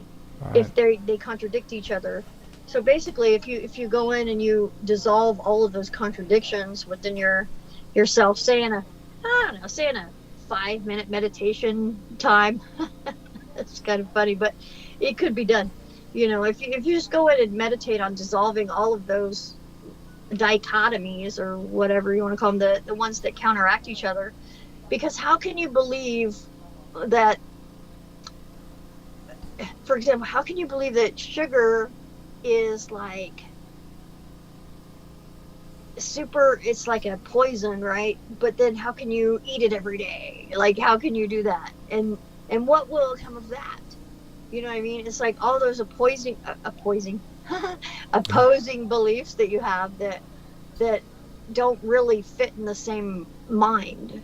Like, how can you have that in your mind and not? And there again, you can just take and rearrange all of that stuff, like I was talking earlier, and just get rid of all of that stuff and have a completely new perspective. Actually, recently I've learned, and I kind of knew this already, but all of we rebuild our cells, like the liver is like 7 months, and the heart is like 8 months, or however long. I don't know exactly how long it is for any of those, but they completely rebuild. Like, they replace all of their cells. All the cells are replaced, and they're new cells in a certain amount of time. And you can, like, say if you have like liver fucking whatever it is that's fucking up your liver, as your liver rebuilds itself, it's going to go on the theme it already has. Like, if it has, I'm a fucking fucked up liver, I'm going to have to reproduce on this fucked up liver theme that's going on. But if you're constantly putting into your mind, your belief, which controls your body, that your liver is fucking brand new, and it's like original fucking blueprint, all the way, and your liver's fucking got light sparks coming off everywhere because it's still original from source, then you're going to rebuild a liver that's not the sickened one. But if you don't do anything about it and you just keep going and your liver's fucked up, and then if you focus on, oh, my liver's fucked up, you tell everybody my liver's fucked, then that's just going to compound those liver cells rebuilding themselves as a fucked up liver. And they will, because that's how it works. And unless you tell them, it's a good practice to tell your entire body, rebuild as your blueprint every second. If you can put that on autoplay, like in the background autoplay of I'm rebuilding my best, truest self of like God-given fucking liver fucking every cell there is instead of just liver, then and I want to take that back with the God thing, because God, there's a lot of fucked up shit attached to that word, like a lot of thought forms and a lot of weird, like, little dangly things attached to the whole God thing. So I want to take the God thing back, and I want to say your original blueprint. Let's just put it like that. Source or whatever. Even source is getting fucked up now. But the original blueprint of like your baby liver, your baby everything, like like fresh and clean. Like if you're always got that on autoplay, then you're gonna avoid half of the fucking bullshit that could come in and try and attach itself, because that's really all it is stuff coming and trying to attach itself. Because we live in this place where it's not just 3D reality. We think, oh, it's 3D reality, I'm gonna go to work, I'm gonna play the song or whatever it is. And there's so much more going on than that. There's more in our, like, we are alive in the ethers as well. The ethers are all around us.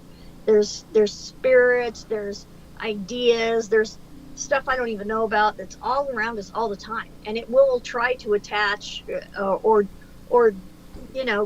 work its way in there. And it's all about whether you let it in or not, whether you allow yourself to think that way or to believe that way, or that you're your own sovereign being. And sovereign, that word's got a lot of fucked up shit on it nowadays, but basically where you're your pure spirit, and how they say about, like, reclaiming your childhood, like your inner child and whatever. That's absolutely true, because you have to be able to play. Because it's not like the only reason we get mad at each other and things like that is because there's a scenario cooked up in our head about things. And yeah, maybe somebody did do something fucked up, but that's still attached to a scenario that's cooked up. And the only reason that person did something mean to another person is because they're fucking thinking of that fucked up thing that they're doing to people. So if we just learn how to play and be our pure selves again, then we're gonna have it made. I mean, that is how it works. That's how it works. I mean, that's actually what I think they're talking about when they talk about the Great Awakening or the Golden Age, or the whole sun blast that's going to happen and things like that, because people are going to be, like, thrust into their true selves. And your true self doesn't have all these, like, hang-ups about, like, my shoes suck, or man, my ankle hurts, or fucking none of that. All that will be gone. You know what I mean? There won't be any of that there to bring you down, basically. And so then you can ascend. So therefore there's ascension, and that's what this is all about, is ascension. So there you go. That was pretty good. I couldn't believe you actually said all that. That was really, really good. It was like, had a lot of stuff that Right. that Thanks. I was actually expecting to hear when it comes to those topics, because that's actually kind of the stuff that I've had to go through when it comes to sobering up. A lot of people who don't understand that, they don't understand, like, when you try to live a sober life, it's not being sober from drinking, it's actually sober thinking. You know what I mean? It's a way of thinking. Yeah. The thing that really sticks out to me with all the stuff that you said is the part about the meditation, and then you were talking about what I pulled from it was being open-minded. Now, like, when I first started learning how to meditate, it was a little Oriental dude that I was actually in rehab with who started me with it, and he said the best way to think about life is like when you go from one room to another room, you have to make it to where as soon as you leave that room, it's gone. It's not even a part of your thinking. The next room is what you need to be thinking of. You think room by room. Okay.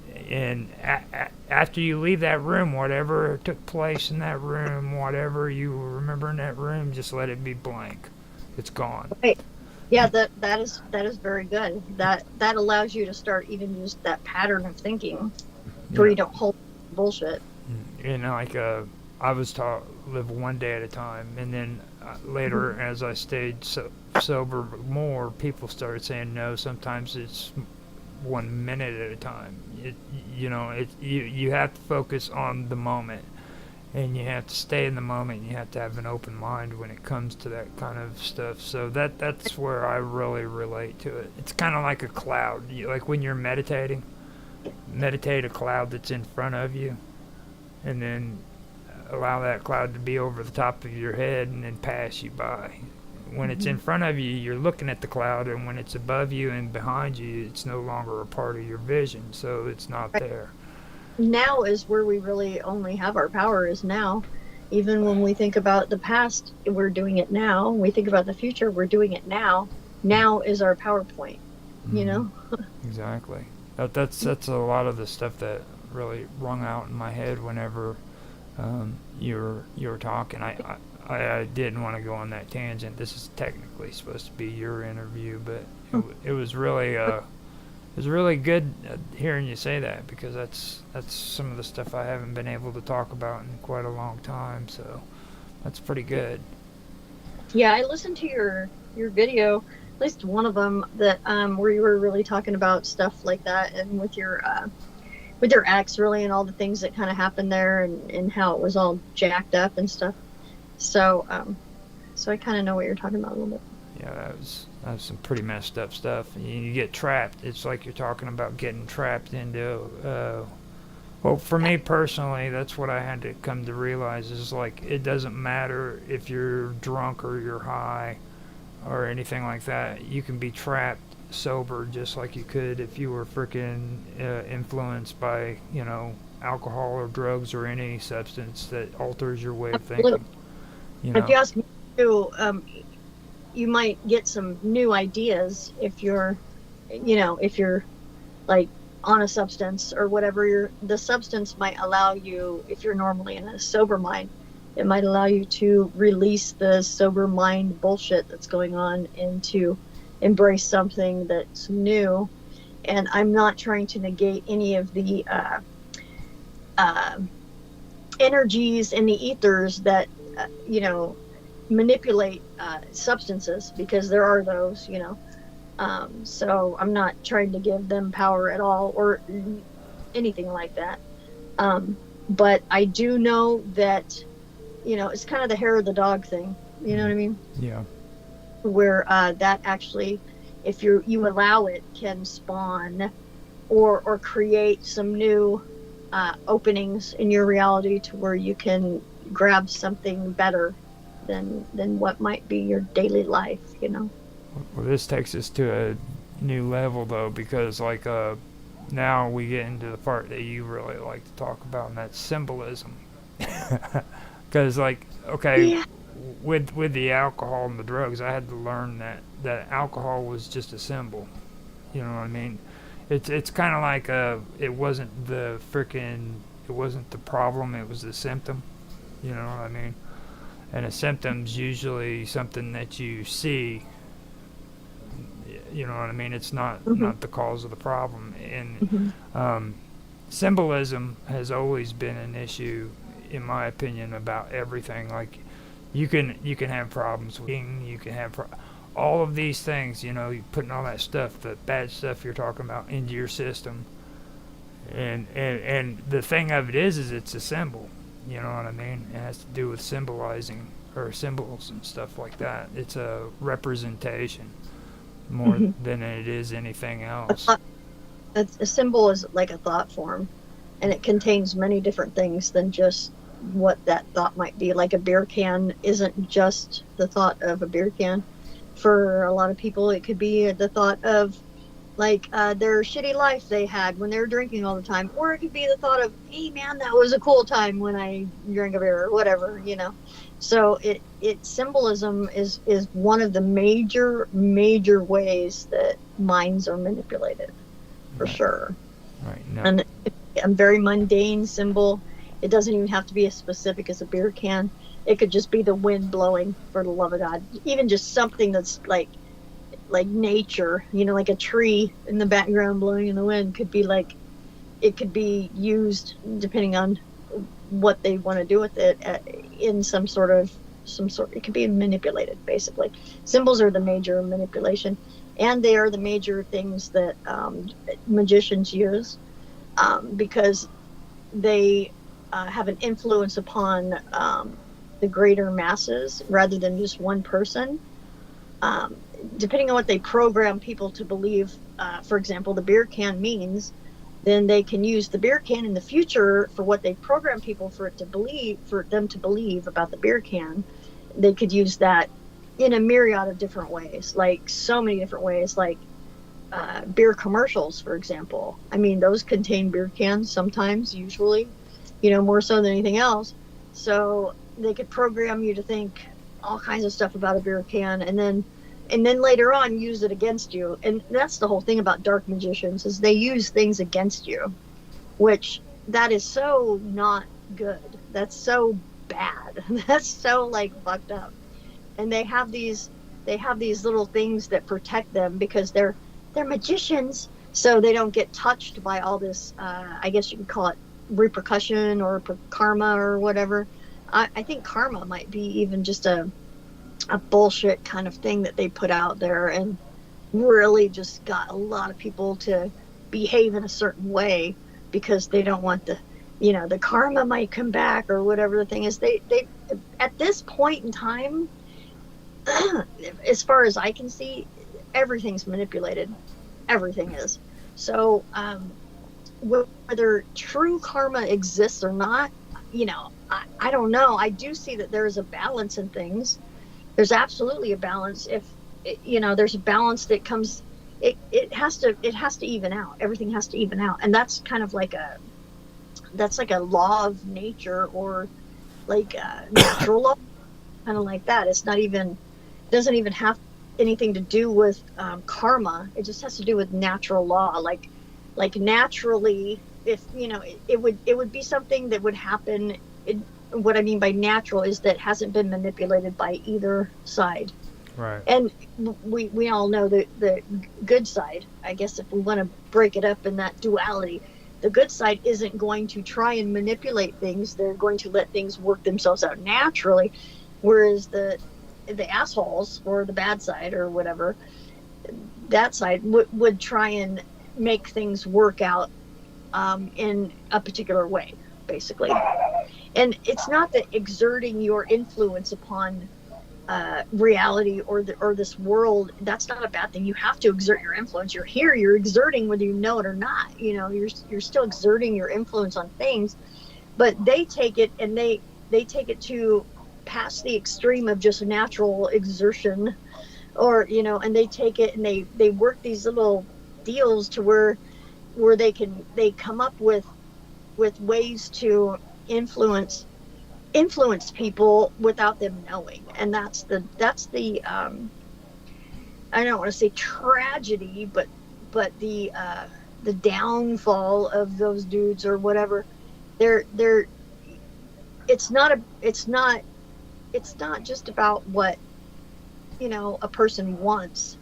Personally, yes, it is. Absolutely. Personally, it is. If I want to be this way, I want to be this way. Absolutely, it is. I think that's where it kind of breaks up a little bit, because they're exerting it. They're trying to exert what they want on other people, when only the real exertion can happen.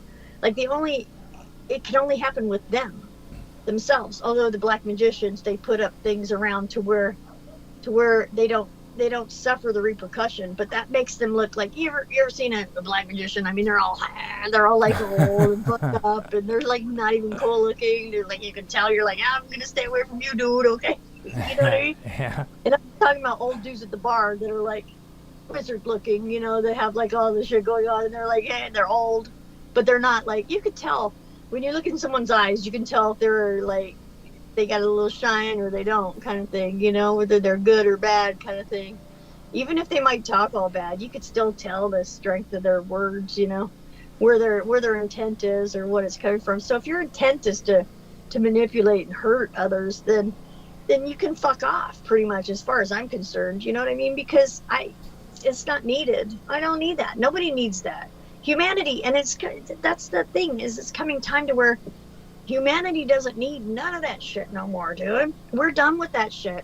And maybe not everybody's awake. Maybe that's fine or whatever. I mean, that is what it is. More people are waking up.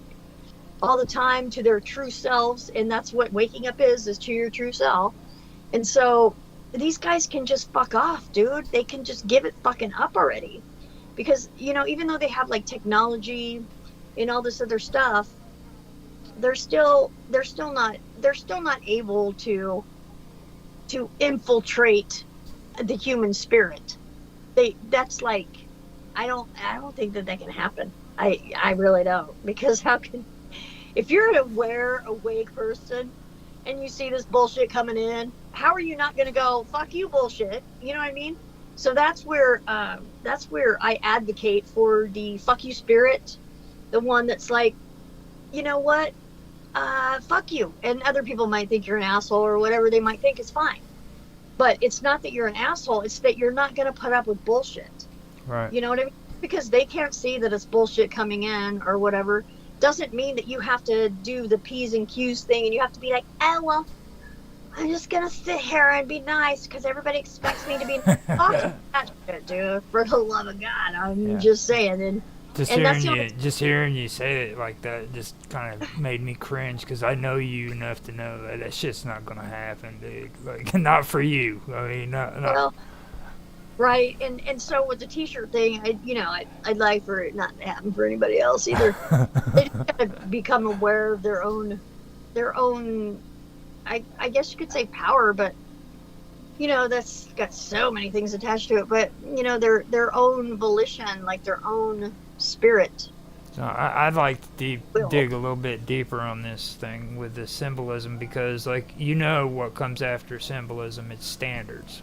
Everybody has a standard. And the way it was taught to me was like, you think about, like, back in the old days with the freaking armies, they would always carry their standards with them so that the general could look down on the battlefield and tell where his troops were.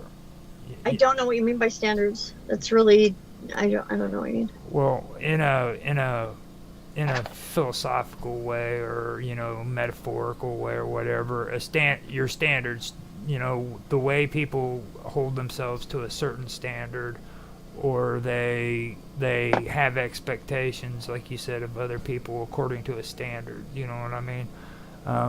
Now, I had to learn earlier on that, you know, setting expectations on other people generally makes it to where you have freaking expectations that fail. You know what I mean? When you set expectations on other people and it doesn't go the way you plan it, it's usually because you're trying to control the situation. You know? And it's usually because of your standard. And for me, I've seen where, like, what I really have a problem with is it's not that guy that looks like he's, or that he looks like he's evil to the core, you know what I mean, and shit like that. It's usually the opposite for me. It's usually those people who claim to be real spiritual and loving God and everything, and then they freaking talk about just crazy shit, you know what I mean? Like, all of a sudden you find out they love God, but that only pertains to white people. You know what I mean? It's like, if you're white and freaking believe in the freaking Nazi movement, you know, then I love you, but I ain't gonna talk to this person over here. You know what I mean? So that's an area that I really have an issue with, and I've noticed that, like, there's a lot of people who like to throw out that word love, but they really don't have love, you know what I mean? Like, what true love really is, you know what I mean?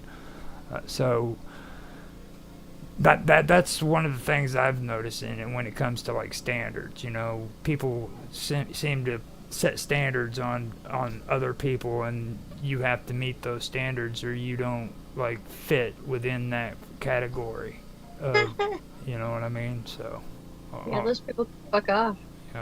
So that was kind of what I was thinking when you was talking there, when it comes to that, you know what I mean? And that really is sad that people are like that, you know. And it doesn't help when somebody's trying to be positive and trying to live a positive life and do things, because it can drag you down as time goes by. So yeah, depends on what you believe.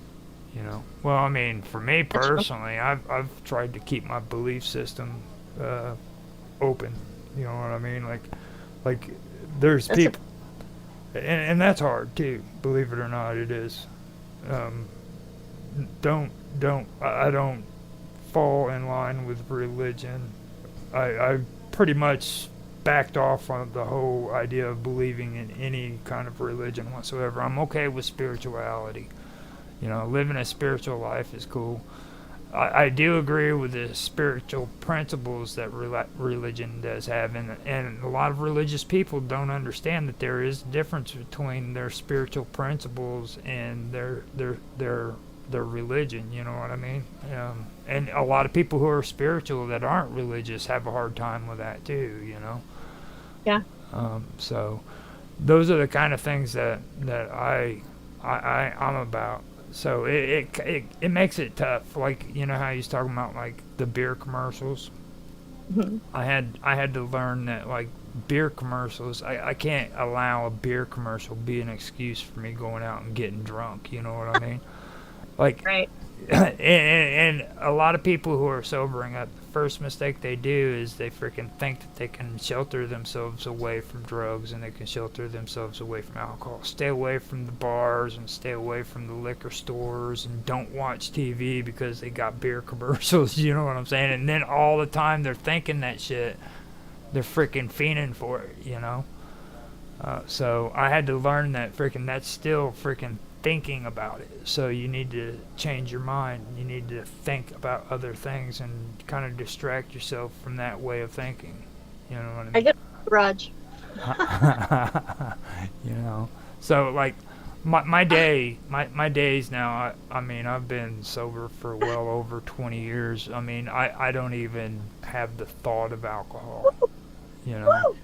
And I gotta go to the bathroom okay. But like very soon. I am we're at 2 hours. Do you wanna give it up and maybe do this at another time? It's totally up to you. I just gotta pee and then I'm good to go. Whatever. Okay. So do you have to pee like right now? Pretty much. We're in the next like minute, I would say. Okay. So just let everybody know how they can get in touch with you and we can end this. Oh, okay. Galacticfire.com. Basically, that's pretty much it. TEC, not TIC. Okay. And you're on Skype and you're also always on Jaffe Writers WPRMP thing, and then Usually jump on there. Yeah. I don't know And if then I know Skype, yeah, Instagram. too, yeah. So Yeah, I have a fake book, but. well, let's not talk about fake book. Woo! But anyhow, I was glad to have you on here, man. I'm gonna go ahead and end the stream and say thank you for being here, and we can do this later on. And Yeah. we didn't even talk about tarot cards. I know, right? I was just gonna say that. Yeah. I will talk to you later.